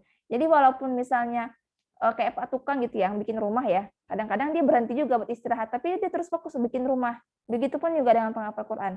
ada masa-masa dia capek, lelah, ya nggak apa-apa, sebentar istirahat, terus kemudian fokus lagi untuk Al-Quran. Apalagi di bulan Ramadan ini ya, teman-teman pasti harus lebih diusahakan lagi Al-Qur'annya, digenjot lagi, diperlama lagi. Karena ini bulan yang paling banyak pahalanya. Dan insya Allah hafalan Quran yang dibaca di saat Ramadan itu juga lebih mutkin biasanya, lebih mutkan juga insya Allah. Nah ini ya, ini gambaran nih ada orang-orang penghafal Al-Quran. Ini namanya Muhammad di Palestina, itu dia bisa 6 bulan. Kok cepet Kak? Karena dia itu sudah sering tilawah Al-Quran juga. Jadi orang yang sudah sering tilawah Al-Quran tadi, maka dia sering juga dan mudah menghafal Quran. Dan di antara cara itu gimana kita bisa menghafal Quran itu adalah sering tilawah Al-Quran. Makanya di beberapa lembaga tahfiz itu suka ada sebelum menghafal Quran itu khatam dulu 20 kali. Khatam dulu berapa kali gitu ya. Atau kita sebelum menghafal 1 juz ditelawahi dulu sebanyak 5 kali. Karena semakin sering dibaca, semakin terbiasa, sehingga semakin mudah menghafal Quran. Jangan sampai kita baru baca buka halaman pertama, kita langsung hafal. Pasti kaget kan dan nggak siap. Maka usahakan ditelawahi dulu, diperhatikan dulu ada berapa ayat, ada berapa baris, ada berapa wakaf, tidak. Kemudian ini ada surah Rif'ah yang Masya Allah lewat ibundanya ini gitu ya. Jadi saya melihat satu orang perempuan di keluarga yang menghafal Quran tadi, dia bisa mengqurankan seluruh keluarganya juga. Nah beliau ini penghafal Quran ya, suami beliau ini kalau nggak salah sih setahunan belum gitu ya, Wallahu a'lam jika salah. Tapi dengan lewat ibunda yang menghafal Quran tadi, beliau meminta semua anak beliau, menantu beliau itu menghafal Quran. Sehingga 2 tahun yang sebelumnya, ketika lagi masa-masa corona, masa-masa COVID, itu mereka berhasil tarawih berjamaah, ganti-gantian 30 juz, dengan anak-anaknya semuanya menjadi imamnya. Nah, itu impian beliau. Kita pasti pengen dong punya keluarga yang emang saling memotivasi bersama Al-Quran. Bukan hanya rumah yang besar, kamar yang besar, uang yang banyak, makanan yang enak, tapi kita pengen bahagia itu karena Al-Quran di keluarga kita. Maka berdoalah kepada Allah Subhanahu wa taala, semoga Allah memberkahi kita, menjadikan kita itu keluarga penghafal Quran dan juga di keluarga Al-Quran. Dan ini teman-teman sudah melihat ya, Zawadi Aningsi serta Ustaz Muhtamim Ula yang seluruh anak-anak beliau itu menghafal Quran ya. Ya Masya Allah sekali. Mereka menjadi orang-orang yang istimewa gitu, beda dari kebanyakan. Lebih cerdas, lebih pintar, lebih bisa bersosialisasi karena bersama Al-Quran tadi. Jadi ini beberapa gambaran ya. Mudah-mudahan teman-teman di sini yang alhamdulillah hadir di sini itu pasti dari keluarga yang berbeda-beda ya. Nah, tapi alhamdulillahnya teman-teman di sini sudah menjadi satu orang penghafal Quran di keluarga kalian. Jadi bersyukurlah teman-teman sebagai wakil di keluarga kalian itu menjadi penghafal Quran. Nah, Abdullah bin Umar itu mengatakan, kami para sahabat beriman dahulu baru membaca Al-Quran, sehingga mengetahui dan mengamalkan isinya. Jadi memang tahap pertama bersama Al-Quran tadi itu beriman terlebih dahulu baru membaca Al-Quran. Karena kalau teman-teman itu baca Quran dulu baru beriman, seringnya udah capek, kok nggak ngerasainnya kayak berkahnya kayak, kok nggak ngerasainnya kayak keenakannya kayak. Maka beriman dulu, yakin dulu pada Allah Subhanahu wa taala. Nah, sehingga beliau mengatakan banyak orang membaca dulu baru beriman sehingga tidak tahu dan tidak mengamalkan isinya. Jadi goal tertinggi seorang penghafal Quran tadi adalah bukan lancar Quran dia, tapi bagaimana dia bisa mengamalkannya. Nah, karena kalau dia sudah mengamalkannya, insya Allah dia sudah mendapatkan 3 sisi tadi. Al-hifzu, mengamalkan, al-fahmu, memahami, dan juga al-amalu, mengamalkan. Kemudian Asma binti Abu Bakar radhiyallahu anha juga mengatakan, kalau sahabat mendengar Al-Quran, mereka bergetar dan meneteskan air mata. Jadi mereka tuh sering hatinya peka banget, lembut banget. Jadi kalau ada yang ngaji langsung nangis. Bukan gara-gara cengeng, tapi gara-gara hatinya itu full oleh getaran Al-Quran. Jadi kita tidak bisa mengatakan juga orang yang sering menangis orang yang cengeng. Tapi kalau menangis gara-gara Al-Quran, itu karena hidayah Allah Subhanahu wa taala. Nah, dan juga di hadis riwayat Tabrani, berbahagialah karena Al-Quran, itu satu ujungnya di tangan Allah, dan ujung lainnya itu di tangan kalian.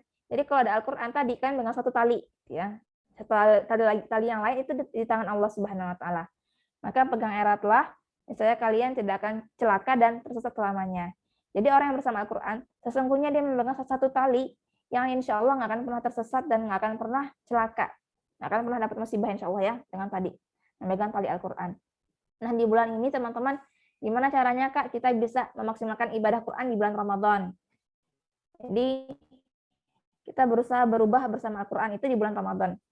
Yang pertama adalah puasa di siang hari agar siap membaca Al-Quran di malam hari. Jadi teman-teman berpuasa, itu memang tujuannya insya Allah supaya teman-teman itu terbuka hatinya, cerah hatinya, sehingga siap menerima hidayah Al-Quran. Yang kedua, sholat tarawih adalah ibadah mendengarkan Al-Quran. Jadi bisa nih teman-teman yang udah banyak hafalan Qurannya di RQ Al-Muluk itu tarawih Al-Quran, hafalan Qurannya gitu ya, sehingga diimami dan teman-teman lama gitu tarawihnya. Jangan buru-buru pengen segera kelar tarawih biar baca Al-Quran. Justru pada tarawih itu terdapat ibadah Al-Quran, yaitu ibadah mendengarkan Al-Quran. Karena para sahabat itu mereka punya kebiasaan gitu. Jadi mereka berusaha khatam saat tarawih. Makanya suka ada tarawih satu juz satu malam. Supaya apa? Supaya bisa khatam sekali di sholat tarawih. Dan para sahabat pun mereka serta para ulama gitu ya, itu mereka sering sekali mengusahakan ini tadi, khatam sekali saat tarawih. Makanya wajar kita lihat di mana-mana itu tarawih juz satu juz gitu ya. Jadi mungkin teman-teman nanti yang mau itikaf, apakah itikaf di RQ Al-Muluk atau nanti itikaf di masjid ya, kita sabar sama tarawih yang panjang. Karena emang tarawih yang panjang itu tujuannya biar bisa menyimak Al-Quran. Dan afdalul waqti, afdalul makan bil Quran huwa shalah. Dan tempat yang paling penting, yang paling utama, yang paling tinggi nilainya untuk membaca Al-Quran itu ketika lagi sholat. Kemudian banyak beristighfar di malam hari agar ada kesiapan menerima Al-Quran. Jadi penghafal Quran itu selain dia meroji Al-Quran, menghafal Quran tadi itu dia punya juga kebiasaan yang lain. Apa itu? Sering beristighfar. Jadi kalau lagi masak, kalau lagi beres-beres, lagi bangun tidur itu, lagi ngapain gitu ya, nyuci piring, istighfar adik-adik. Banyakin istighfar ya. Kalau dia nggak bisa merojaah, masih belum hafal-hafal lancar banget ya, astagfirullahaladzim, astagfirullahaladzim. Istighfar terus. Insya Allah itu menjadi ibadah dia juga. Serta Allah membersihkan jiwanya, dan Allah mengampuni dosanya, hingga ketika dapat hidayah Al-Quran itu dia bisa mengamalkan dan menerimanya. Dan nanti i'tikaf adalah waktu menyendiri bersama Al-Quran.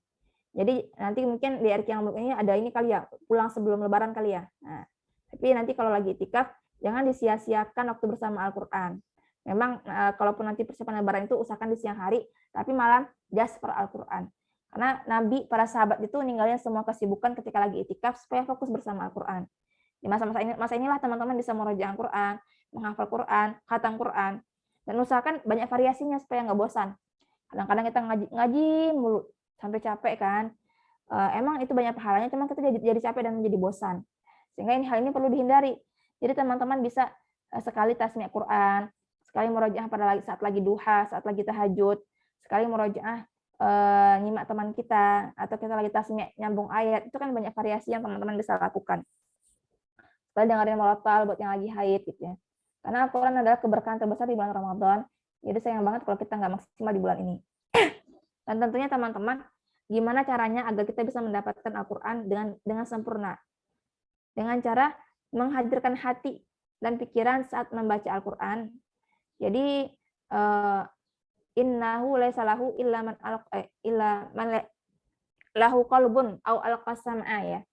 Jadi orang yang menghadirkan hatinya serta pikirannya untuk Al-Quran, insya Allah akan mudah menghafal Quran. Jadi kadang-kadang ada orang-orang yang udah ngulang berkali-kali, tapi kok nggak hafal-hafal Kak. Bisa jadi, wallahu a'lam, memang lagi nggak fokus sama Al-Quran. Jadi dia di hadapan Al-Quran, pegang Al-Quran, ngaji Al-Quran, tapi hanya lisannya saja yang bersama Al-Quran, tapi tidak hatinya. Anda pernah mengalami hal ini ya? Murojaah juz 25, itu udah murojaah selama 2 minggu. 2 minggu coba, lama kan? Dilancarinnya. Itu nggak lancar-lancar juga gitu. Pas lagi setoran itu kok nggak lancar juga. Sampai ampun ini gimana sih, aku tuh terus murojaah loh gitu. Kata teman, Kak, fokus Kak gitu ya. Ini udah fokus gitu kan. Fokus Kak gitu ya. Udah fokus ini gitu ya. Baru fokus itu bukan kita hanya ngasih waktu, tapi juga harus ngasih hati kita bersama Al-Quran. Hingga kadang-kadang gini, kadang-kadang kita lagi fokus mikirin apa, mikirin baju lebaran, mikirin bikin akun Instagram, mikirin check out Shopee, mikirin nanti iftar apa ya gitu ya. Sehingga banyak pikiran di hati kita. Sehingga kita tuh jadi nggak bisa fokus sama Al-Quran. Jadi usahakan teman-teman ketika lagi menghafal Quran itu ikhlaskan segala dunia kita, berikan hati kita untuk Al-Quran, insya Allah Allah berikan kemudahan juga untuk menghafal Al-Quran. Jadi ketika Anda udah Karena emang ketika itu lagi sibuk-sibuknya, ketika itu masa-masa persiapan pernikahan kakak Ana gitu ya. Terus emang banyak pikiran gitu, mikirin inilah, koordinasi inilah gitu. Tapi akhirnya pas bilang kayak gitu tuh, ya udah fokus ke Al-Qur'an. Jadi ketika ada tugas itu dilepaskan terlebih dahulu sementara, taruh dulu dunianya. Sehingga ketika itu murojaah jadi cepet ya, kok mudah ya gitu. Baru nggak ternyata kita harus ngasih hati kita untuk bersama Al-Qur'an. Karena Al-Qur'an itu tanya di hati. Atau Al-Qur'an itu di hati ya. Maka kalau hati kita lagi full banget, terminal penuh, nggak bisa masuk, macet jadinya. Jadi lama masuknya. Maka usahakan hati kita dikosongkan untuk fokus pada Al-Qur'an. Dan hadir di halaqah Quran ya, alhamdulillah. Terus teman-teman hadir di halaqah Quran di RQ Al-Mulk ini, maka itu insya Allah teman-teman terus mendapatkan berkah Al-Quran walaupun tidak setelah hafalan Quran. Setidaknya insya Allah musahabatu ahlil Quran, membersamai juga ahlul Quran insya Allah.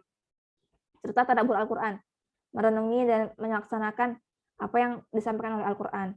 Teman-teman lagi murojaah juz 30, kok ini mudah ya Kak ya, kok ini susah ya Kak ya, lagi menghafal juz 3, oh kok ini enak ya, tentang kisah-kisah. Ya Rob, kira-kira apa yang perlu aku perbaiki dalam diri aku ya gitu. Jadi ketemu terus di Al-Quran itu ada banyak sekali petunjuk. Kemudian qiyamul lail, sholat tahajud ya, karena ini adalah karakter penghafal Quran, qiyamul lail ya. Jadi mungkin teman-teman yang khawatir, misalnya nih ya, tarawihnya itu udah kemalaman, jam 10 gitu kelarnya. Terus khawatir besok nanti nggak bangun buat tahajud, kalaupun bangun pasti buru-buru mau sahur gitu. Nggak masalah teman-teman, sholat qiyamul aja, qiyamul lail. Sholat lagi, karena qiyamul lail itu adalah ibadah sepanjang malam. Bisa berupa doa, berupa zikir, berupa membaca Al-Quran, dan juga sholat qiyamul lail. Makanya nanti ketika 10 hari terakhir itikaf tadi, itu kita mendirikan malam. Dengan cara apa? Dengan cara istighfar, berzikir, berdoa, membaca Al-Quran, dan sholat. Kalaupun sholat tahajud tadi, sholat tahajud memang itu adalah sholat setelah tidur. Tapi kita tidak mesti tidur dulu. Kalau mau sholat aja, qiyamul lail gitu ya. Sholat sampai jam 12 misalnya. Bangun-bangun mepet sahur, itu nggak masalah. Teman-teman udah dapatin fadilah qiyamul lailnya juga. Serta tadabbur Al-Quran, tilawah Al-Quran, dan menyimak bacaan Quran orang lain. Jadi teman-teman kalau lagi capek ngaji, capek murojaah, mepetin aja temannya. Anda ikutan nyimak boleh ya gitu. Biar dapat pahala Al-Quran walaupun Anda nggak ngaji. Jadi kita dapat pahala Al-Quran namun hemat tenaga ya insya Allah. Nah, ini mungkin buat teman-teman yang sedang berjuang berusaha menghafal Quran, maka untuk hafalan Quran itu tambah ya sedikit demi sedikit ya. Step by step, nambah dulu walaupun cuma 3 baris. Dulu Anda ngafal 1 halaman selama 1 minggu karena masih baru-baru ya, apalagi dengan kesibukan pesantren. Kalau teman-teman yang udah fokus di RQ, ya insya Allah udah fokus pada Al-Quran saja ya, jadi lebih mudah lagi, nggak punya distraksi dan ataupun tugas-tugas yang lainnya. Kemudian ditambah hafalan Qurannya, terus di murojaah. Usahakan ketika baru nambah Quran itu langsung di murojaah, jangan nambah lagi, nambah. Harus nambah murojaah. Misalnya teman-teman ngafal yang A, mau nambah B, murojaah yang A dulu baru masuk ke B. Mau nambah yang C, murojaah A, B dulu baru ke C. Masuk ke yang D, murojaah A, B, C, baru nambah ke D. Emang kayak lagi lama, tapi insya Allah itu lebih kuat hafalan Quran kita dan siap untuk ditasmi'kan. Kenapa sih Kak perlu murojaah? Soalnya kalau kita nggak murojaah tadi, kita jadi ragu menghafal hafalan Quran yang baru. Karena ngerasa Quran yang lama tuh kok nggak lancar ya. Jadi kita tuh punya banyak kegelisahan. Maka setidaknya hilangkan kegelisahan pertama terlebih dahulu ketika murojaah tadi, sehingga menjadi lancar. Dan dia akan menstimulus kita juga untuk menghafal hafalannya itu dengan mudah insya Allah. Nah, ini Ana mengalami ya, sabar bentar untuk murojaah itu ternyata bikin hafalan Quran itu lebih cepat untuk dihafal setelahnya. Jadi Ana dulu tuh ngabisin waktu sekitar 40 menit untuk murojaah, terus kemudian 20 menit menghafal Quran. Jadinya cepet gitu. Quran lancar, hafalan baru dapat ya. Jadi dapat kedua-duanya. Tapi kalau kita fokus ngafal aja, seringnya udah sejaman tapi nggak masuk-masuk. Kadang-kadang nggak diberikan dulu kopinya gitu ya. Nggak diberikan dahulu stimulusnya yaitu murojaah.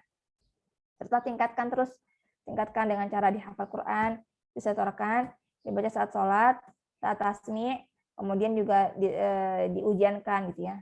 Ada step-stepnya untuk bersama Al-Quran. Kemudian mulai amalkan sedikit demi sedikit Al-Quran. Apa yang perlu aku perbaharui ya? Ternyata wasari'u atau alladzina yunfikuna amwalahum, banyak berinfak. Atau wala yaktab ba'dukum ba'dha, tidak bergibah. Kemudian kuntum khairu ummatin, banyak sering menasihati orang lain. Jadi kita bisa mulai mendakwahkannya juga. Dan tentunya teman-teman setiap orang tuh punya kebiasaan buruk, punya dosa. Bagi penghafal Quran ya harus berusaha meninggalkannya. Supaya apa? Supaya kita itu fokus beramal yang salih dan meninggalkan hal-hal yang itu maksiat ya. Dan rutinkan untuk mengamalkannya. Kalaupun teman-teman nanti ingin mendakwahkan Al-Quran, maka mulai dari apa yang kita bisa. Apakah sebagai guru, apakah sebagai bisnis, apakah sebagai penulis, ya mulai. Kemudian jangan ragu dan malu. Nanti kalau teman-teman sudah menghafal Quran, pasti teman-teman merasakan pengen mendakwahkannya juga, gitu ya. Jadi jangan ragu teman-teman, bikin quote sedikit, bikin tafsir satu ayat, bikin pengalaman yang kita dapatkan. Makanya untuk santri Quran itu wajib hukumnya memiliki buku catatan Quran dia sendiri. Di sanalah dia itu merasakan, mendokumentasikan segala perjuangan dia, nasihat-nasihat guru, dan juga insya Allah segala pengalaman dia. Sehingga ketika dia lagi futur, dia bisa sharing apa yang dia tuliskan, dia bisa menceritakan. Karena punya buku sendiri ya, selama MTQ itu yang Ana tulis, guru ini nyampein nasihat ini ketika Ana lagi down, ketika Ana lagi nggak lancar Quran Ana. Guru ini menyemangati ini kata-kata beliau. Guru Quran mah ngomongnya nggak banyak, tapi ngena. Nah, misalnya, Al-Quran itu ada di 2 terminal pikiran dan terminal hati. Nah, kita selama ini tuh hanya meletakkannya di terminal pikiran. Jadi kalau kita lupa, apa ya gitu ya. Nah, mulai sekarang kata beliau, letakkan dia di terminal hati kita. Dan tentunya kita harus terus menjaga keikhlasan niat kita. Karena biasanya kita sudah menghafal Quran, setan menjadi kesel kata menghafal Quran kan. Maka dia berusaha mengurangi paham Al-Quran kita dengan cara apa? Merusak niat kita. Jadi terus berusaha perbaiki niat dan juga perbaiki juga ibadah kita. Dan tentunya Al-Quran adalah cahaya yang menyeluruh dalam seluruh aspek kehidupan, jangan setengah-setengah bersamanya. Jadi teman-teman berusaha menghafalkan Quran, merojaah Al-Quran, tahsin Al-Quran, tadabbur Al-Quran, kemudian juga mengamalkan Al-Quran dan juga mendakwahkan Al-Quran. Insya Allah dengan begitu, teman-teman akan menjadi pribadi yang Qurani, baik di bulan Ramadan maupun setelah bulan Ramadan, di bulan Syawal.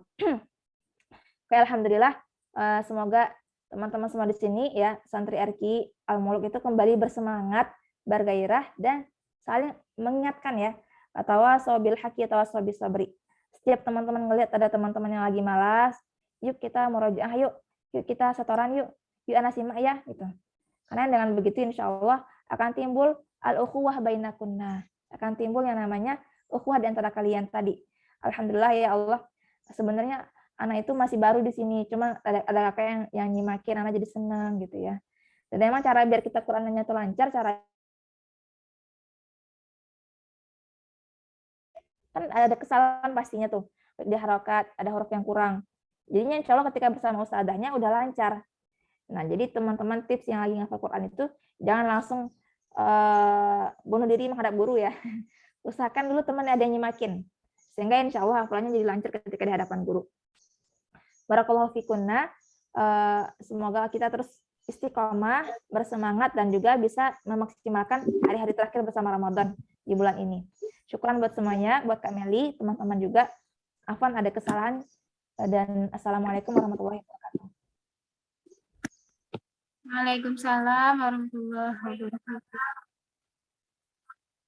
Syukran jazakillah Kak Ustazah Rifdah yang sudah menyampaikan begitu banyak motivasi kepada kita semua agar lebih membangkitkan lagi semangat kita untuk mencintai Al-Quran.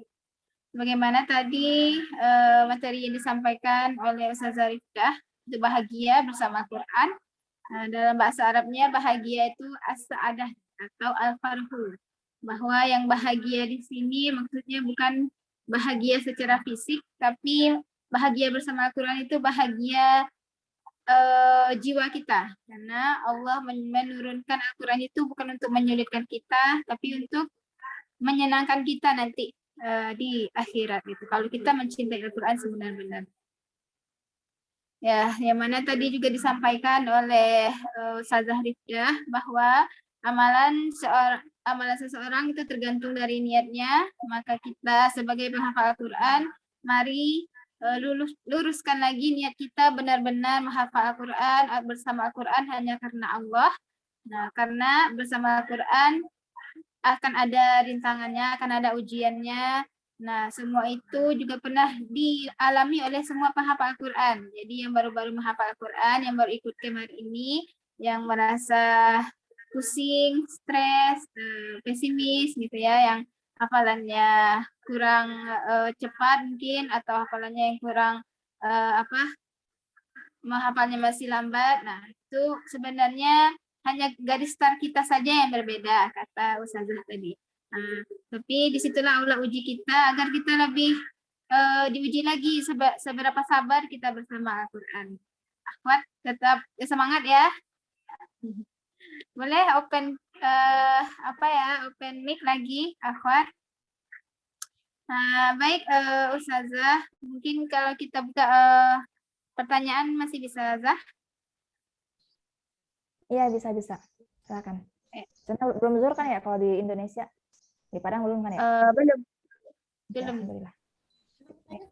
Baik, alhamdulillah. Kita buka pertanyaan bagi akhwati fillah yang ingin bertanya, dipersilahkan.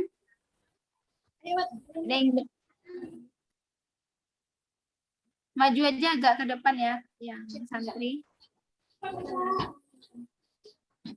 Ya. Baiklah, Assalamualaikum warahmatullahi wabarakatuh. Waalaikumsalam warahmatullahi wabarakatuh. Sebutin nama ya. Nama saya Nesa Putriza. Di sini saya terima kasih pada Rifda telah menyampaikan materi tentang Al-Quran. Di sini saya ingin bertanya kepada Zah. Saya kan kalau pagi itu kan jadi guru TK, dan siangnya itu kuliah sampai jam 6 atau sampai jam setengah 7 malam.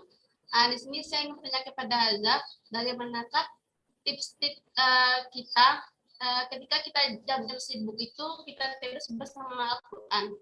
Kan kalau tentu saja kan ketika kita bekerja itu kan banyak orang gitu, nggak mungkin kita membaca Al-Quran atau gimana gitu kan, kan hilang dari tanggung jawab. Jadi ingin bertanya kepada Zah, bagaimanakah tipsnya Zah? Ya, terima kasih. Iya. Ini pertanyaannya mau dikumpulkan atau satu-satu nih, Kak Yesi? Dikumpulkan aja dulu, Zah. Iya, boleh yang mana aja. Kalau satu-satu juga oke, yang dikumpulkan juga oke. Baik, coba kita kumpulkan dulu. Ada lagi mau bertanya? Iya, Tika ya.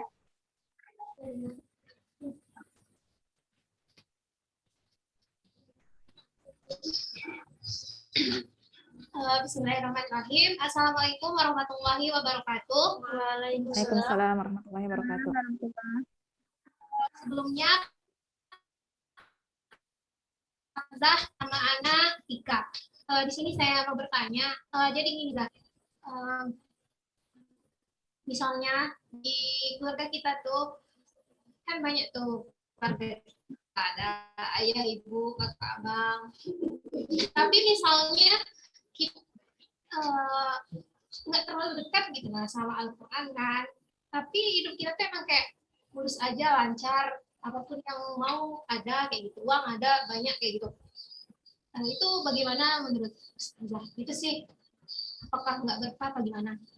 Makasih Ustazah. Oh, ya. Oke, kita cukupkan dua pertanyaan aja dulu, Zah. Ya, oke. Tadi namanya Nesa yang pertama ya, yang sebagai guru ya? Iya, Nesa. Iya. Iya, barakallah ya Nesa ya. Karena insya Allah banyak pahalanya nih sebagai guru. Terus juga tadi kuliah kalau nggak salah ya? Iya, kuliah ya. Iya. Sebagai guru dan sebagai murid juga. Jadi memang orang-orang yang lagi kondisi-kondisi misalnya sibuk kegiatan itu, maka dia tidak punya pilihan kecuali bersama Al-Quran itu di awal dan penutup harinya. Nah, makanya memang kita itu harus start banget hari kita bersama Al-Quran. Jadi setidaknya nanti sebelum, kan ini lagi Ramadan ya, Nesa ya. Jadi usahakan bangun lebih awal, mungkin bertahajud membaca Al-Quran, pada subuh juga menghafal Quran dan juga merojaah Al-Quran. Dapatlah setidaknya mungkin nambah 1 lembar, kemudian merojaah 1 juz atau tilawah setengah juz. Yang nggak mesti harus, kita kan punya target, cuma target kita tuh harus kita realistisin juga, ya. Misalnya ya pasti beda lah target guru sama yang lagi kuliah, beda sama yang di RQ aja, itu pasti beda. Tapi kan nanti di RQ Al-Muluk kan punya target juga kan, kita berusaha menyesuaikan dan bermujahadah menyelesaikannya. Nah kalau misalnya di hari-hari tadi di antara ngajar kemudian kuliah, maka memang tadi nggak bisa tilawah saat ketika lagi bekerja, tapi bisa di kondisi kita lagi istirahat kan, nah itu bisa. Dan kalau misalnya memang lagi nggak ada kerjaan, ya nggak apa-apa sih tilawah Quran. Cuman kalau lagi istirahat dan ada pekerjaan dan kosong ya baca Quran ya. Dan mungkin sekarang itu bisa diperbanyak ibadah zikirnya, berdoanya. Jadi memang kalau bagi yang berpuasa tadi, ibadah di siang hari yang dianjurkan itu pertama puasa, kemudian cek. Halo? Iya, Kak.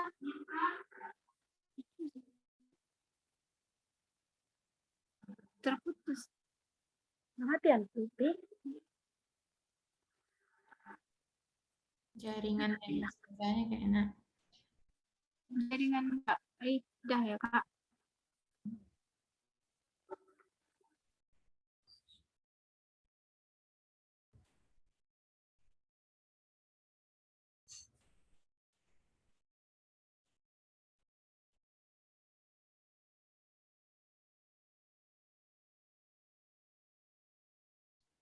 Ya afwan ya, sinyalnya biasa lagi agak ini ya. Nah, jadi mungkin bisa nih kalau kita di ibadah, lanjut ya, insya Allah jawabannya. Kalau misalnya kita di siang hari itu, memang ibadah kita yang lebih banyak itu ibadah puasa.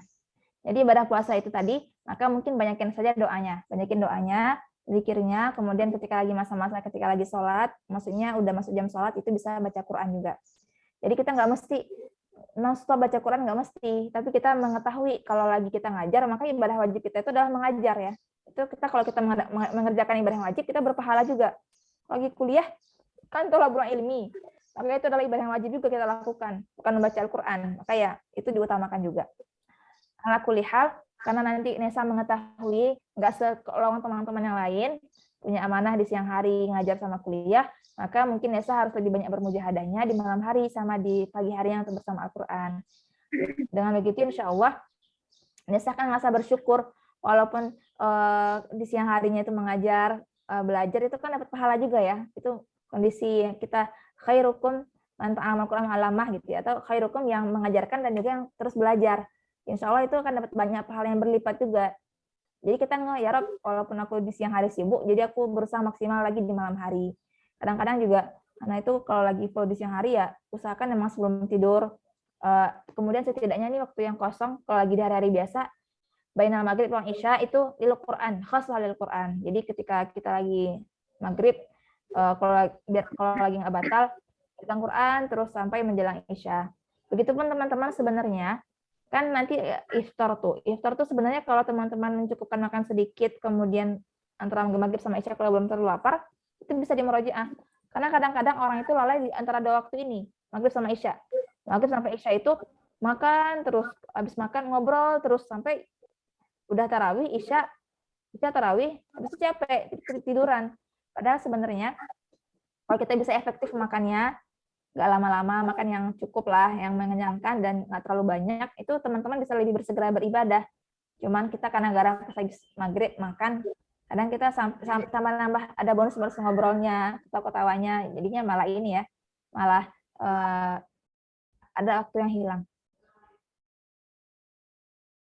Nah, begitu ya. Terus semoga menjawab dan tentunya doa sama Allah Subhanahu wa taala, Allah memudahkan kita untuk terus beribadah bersama Al-Quran walaupun di kondisi kesibukan kita. Barakallahu fik Nisa. Kemudian tadi buat Tika ya, yang kondisi di keluarga, kalau yang Ana pahami nanti boleh dikoreksi ya. Ada di keluarga kita yang bukan keluarga penghafal Quran, cuman semuanya itu lancar. Bagaimana pendapat Ustazah gitu ya? Ya, itu adalah rezeki dari Allah Subhanahu wa taala ya. Tidak bisa kita mengatakan juga orang yang tidak bersama Al-Quran itu tidak taat. Tapi tentunya perlu ada usaha kita untuk mengajak untuk kepada kebaikan. Caranya gimana? Ketika kan di keluarga itu misalnya, sebagai anak dari keluarga itu, maka jangan menjadi anak yang solih, yang menghafal Quran, dan terus membaca Al-Quran tadi, insya Allah Tika juga akan bisa mensyiarkan gitu ya, menyampaikan ruh Al-Quran buat keluarga Tika juga, atau teman-teman yang lain di sini juga. Nah, caranya mungkin begini cara kita menyampaikan kepada keluarga kita.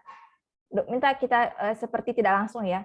Mama doain ya Tika bisa ngafal Quran. Sekarang lagi program ngafal Quran. Bapak gitu ya, Papa, Papi gitu, apa gitu ya. Doain ya Tika bisa nanti setoran Quran. Orang tua kita tuh kan mungkin nggak ngeh gitu ya, apa sih ngafal Quran gitu. Maksudnya itu bagi mereka itu adalah hal yang baru mungkin, belum begitu paham. Tapi kalau kita itu menyampaikan, mereka akan langsung kayak ngeh gitu loh. Oh, ngafal Quran. Lagi seberapa sekarang? Yang mantap kali anak saya inilah gitu. Insya Allah orang tua kita tuh akan termotivasi juga bersama Al-Quran. Jadi bilang gini, Bapak yuk ngafal Quran ya Pak, yuk baca Quran Pak, mumpung lagi Ramadan nih, tapi dengan cara yang lembut, dengan cara yang tidak menggurui. Karena bagaimanapun orang tua kita, setelah kita, jadi butuh teknik yang cerdas untuk mengajak mereka bersama Al-Quran. Adapun kalau mereka dalam kondisi yang baik-baik saja, aman-aman saja, ya bisa jadi karena ibadah lain mereka. Dan Allahu a'lam ya, itu memang adalah usaha mereka. Mereka mungkin juga rajin sholat gitu ya, banyak pahala mereka juga. Ada juga orang-orang yang Allah berikan kenikmatan, tapi mereka bermaksiat juga ada seperti itu. Cuman itu Allah mentakjilkan azab mereka itu di akhirat kelak. Tapi kita tidak bisa mentahkim, menghukumi mereka yang tidak bersama Al-Quran itu bermaksiat. Belum tentu ya adik-adik. Karena sebenarnya yang pertama dihisab itu adalah sholat, bukan Quran. Quran ini adalah ibadah-ibadah kita, supaya untuk bisa semakin dekat pada Allah Subhanahu Wa Taala dan juga semakin beramal. Karena di surat Fatir itu ada 3 golongan ya. Fusilat atau Fatir ya. Fatir, di surat Fatir itu ada 3 golongan orang bersama Al-Quran. Pertama itu yang zalimun li nafsihi, yang menzalimi diri mereka, itu mereka sering bermaksiat, mereka pun nggak bayar, nggak sholat, nggak zakat gitu ya. Itu menzalimi diri mereka sendiri. Yang golongan kedua itu mereka yang muqtasi di pertengahan. Mereka bayar yang wajib aja. Seperti sholat, zakat, mereka zakat fitrah, zakat biasa aja. Tapi sholat wajib aja, tapi nggak sholat sunnah, nggak puasa sunnah. Itu sudah bagus ya. Terus yang fastabiqul khairat itu adalah mereka yang bersama Al-Quran, menghafal Quran. Jadi adik-adik di sini itu insya Allah dengan izin Allah Subhanahu Wa Taala menjadi orang-orang yang fastabiqul khairat. Yang orang-orang yang menghafal Quran itu dengan sepenuh usaha mereka dan yang melaksanakan yang sunnah-sunnahnya gitu ya. Baik sholat sunnah, qiyamul lail, puasa sunnah, puasa Daud, puasa Senin Kamis.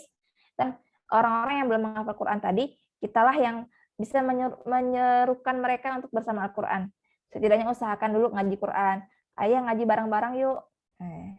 Step by step. Sama mendoakan mereka. Karena insya Allah ketika terus mendoakan, maka orang tua akan merasa bersyukur dan ikut bergerak juga menghafal Quran atau juga bersama Al-Quran insya Allah. Semoga nanti keluarga Tika ataupun yang keluarga yang lain-lainnya dan teman-teman di sini Allah berikan juga keluarga Qurani ya insya Allah. Barakallahu fikum. Amin. Syukran jazakillah Ustazah. Kalau misalnya satu lagi pertanyaan masih bisa lah. Ini ada bisa Kak. Ini perwakilan dari pertanyaan santri mungkin Zah. Bagaimana menyusun waktu murajaah hafalan saat hafalan semakin banyak? Karena rasa tidak cukup waktu, sementara kita juga punya tanggung jawab untuk menambah hafalan. Gitu ya. Kak. Caranya memang harus murajaah ya. Intinya adalah memang tadi yang Anda sampaikan, jangan jadikan murajaah itu tadi dipisah waktunya bersama menghafal Quran. Jadi sebelum menghafal Quran itu usahakan murajaah dulu. Misalnya sekarang anggaplah di sini udah hafal 10 juz misalnya begitu ya. Terus kemudian menghafal juz 11 kemudian. Nah, sebelum menghafal juz 11 tadi, maka bisa tahap awal menghafal halaman pertama. Besok setoran halaman kedua, ulang lagi dari halaman yang pertama. Kemudian yang halaman yang ketiga, ulang lagi dari pertama, kedua, ketiga, begitu. Terus juga kemudian, nggak susah sebenarnya, teman-teman, tapi hanya perlu mendata dan menyedikitkan target menghafal Qur'annya. Kan target standar di RQ Al-Mulk berapa sih, Kameli? Selembar ya sehari ya? 2,5 lembar, 5 halaman. 2 halaman. 2 halaman, selembar berarti kan? Ya, 2 halaman. Sehalaman, 2 selembar mah insya Allah nggak banyak ya. Hanya yang penting fokus ya, fokus. Jadi insya Allah misalnya nih pagi setoran 1 halaman, kemudian malam 1 halaman, tapi nanti waktu-waktu duhanya tadi itu di murojaah Qur'annya. Di murojaah misalnya sehari murojaah 2 juz lah. 2 juz bisa misalnya nih ada seminggu hari Senin murojaah 1 2, Selasa 3 4, Rabu 5 6 itu di murojaah terus sama ngafal ya. Yang penting sebenarnya ngafal Quran itu ketika lagi di juz itu, maka terus ulangi dari awal juz. Kalaupun teman-teman lagi ngafal juz 11, udah di halaman ke-13, terus usaha ulangi dari halaman pertama sampai halaman ke-12. Sehingga terus terkepang hafalan Qur'annya ya. Nyambung terus dia, jadi nggak putus, insya Allah. Nah, kalau udah nyambung terus, teman-teman mudah memurojaahinya. Biasanya, susah murojaah tadi akibat memang hafalan yang tidak dikepang. Hafalan yang tidak disambung-sambungkan. Sehingga dia kayak ngafal baru lagi. Nah, inilah yang berat. Kita nyangka murojaah, tapi ternyata ngafal baru lagi. Maka yang sampai ini terjadi, sehingga setiap teman-teman tadi ingin setelah Quran dan tadi ada hafalan baru, maka teman-teman harus mengulangi kembali dari awal juz tadi. Walaupun lama, tapi itu insya Allah benar-benar membuat kita tuh cepat Qurannya, hafal Qurannya. Dan ini harus bisa penuh perhitungan. Misalnya setoran jam 6. Berarti kita merojahnya dari sebelum subuh supaya bisa menghafal hafalan barunya. Jadi nggak telat gitu setorannya. Soalnya kasihan juga ustazahnya udah lama nunggu, malah nggak ada yang setoran. Sudah mau habis waktunya, malah buru-buru setoran. Sehingga ustazahnya jadi nggak bisa istirahat gitu ya. Nah, terus juga bisa teman-teman kan, tadi kan ngafalnya kan pagi sama sore misalnya, atau kapan ngafalnya setorannya. Nah, nanti itu disesuaikan aja. Habis itu murojaah Qur'annya. Yang penting tadi satu kuncinya teman-teman, punya data hafalan Quran kalian.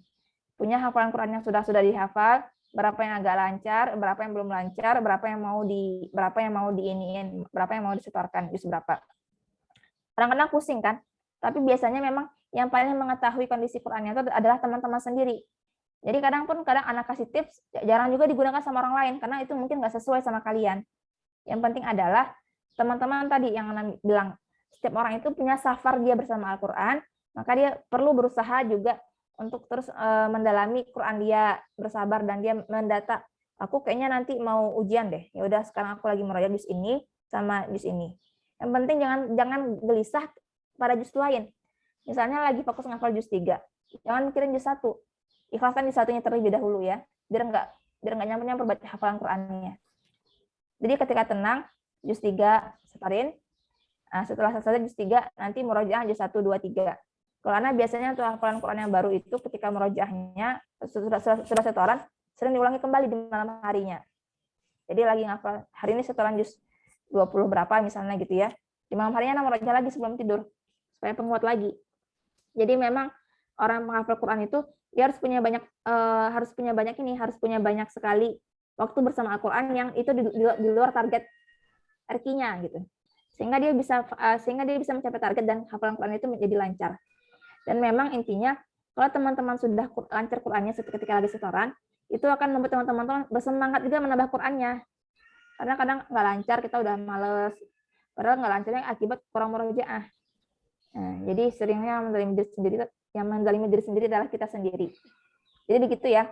Insya Allah Quran 30 juz bisa dihafalkan lah, nggak nambah-nambah jadi 35 juz.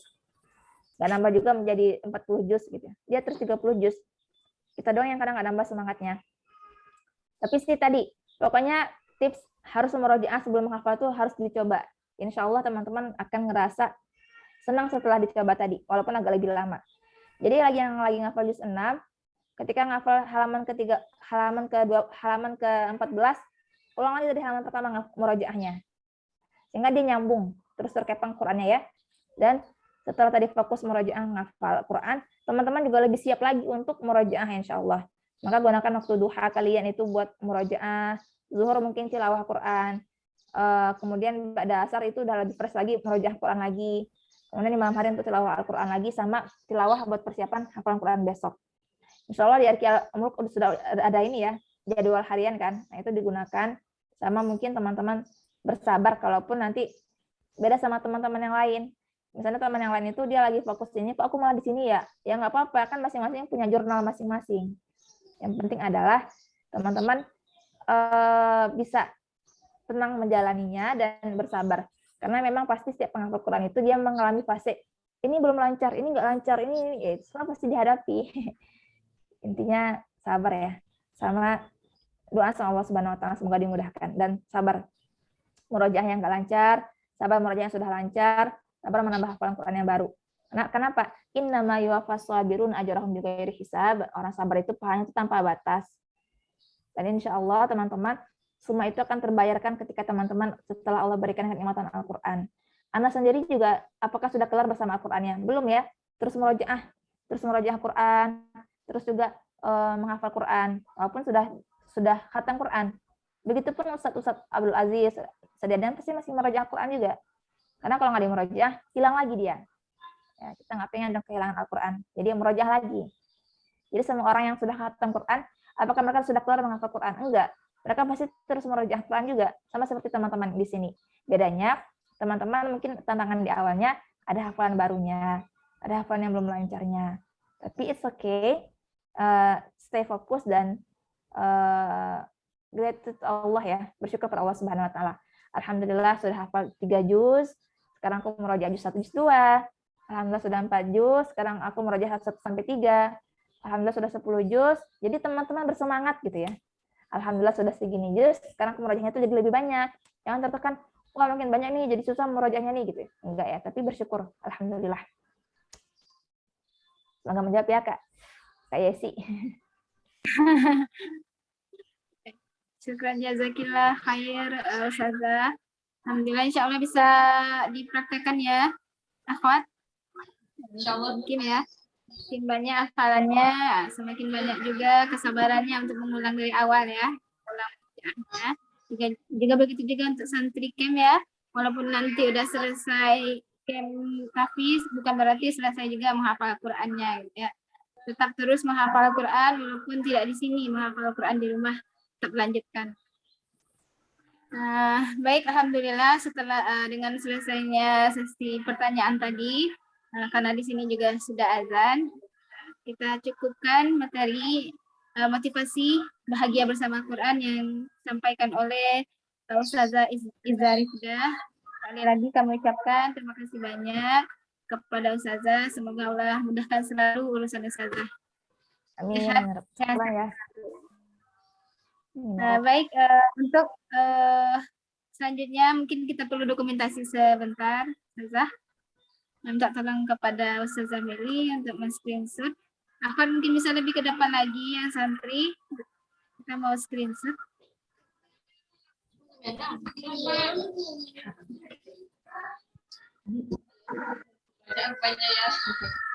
Teman-teman nih, mungkin bisa buka open kamera.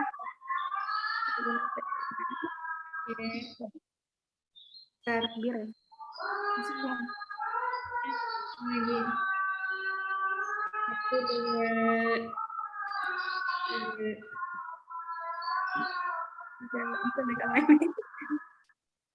Bentar.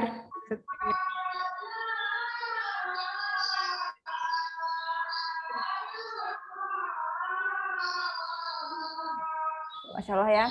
Berarti ketakut nih menghafal Qur'annya pada saat salihah. Masya Allah. Baik, alhamdulillah, syukran Kak. Baik, dengan berakhirnya screenshotan tadi, mungkin berakhir pula agenda kita hari ini. Nah, sebagai moderator, mohon maaf jika ada salah kata, salah sikap dalam moderatori agenda ini. Semoga kita bisa bertemu langsung ya dengan Ustazah Rifdah, mengambil ilmu dari beliau. Semangat ya dari Ustazah Rifdah. Baik, mari kita tutup dengan hamdalah. Alhamdulillahirrahmanirrahim. Dan doa kafaratul majelis. Subhanallah.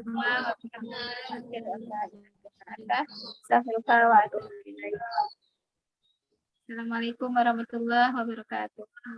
Waalaikumsalam warahmatullahi wabarakatuh. Pamit ya Kak Meli, Kak Esi. Iya, syukran Ustazah. Sama-sama. Rifdah. Iya, Kak.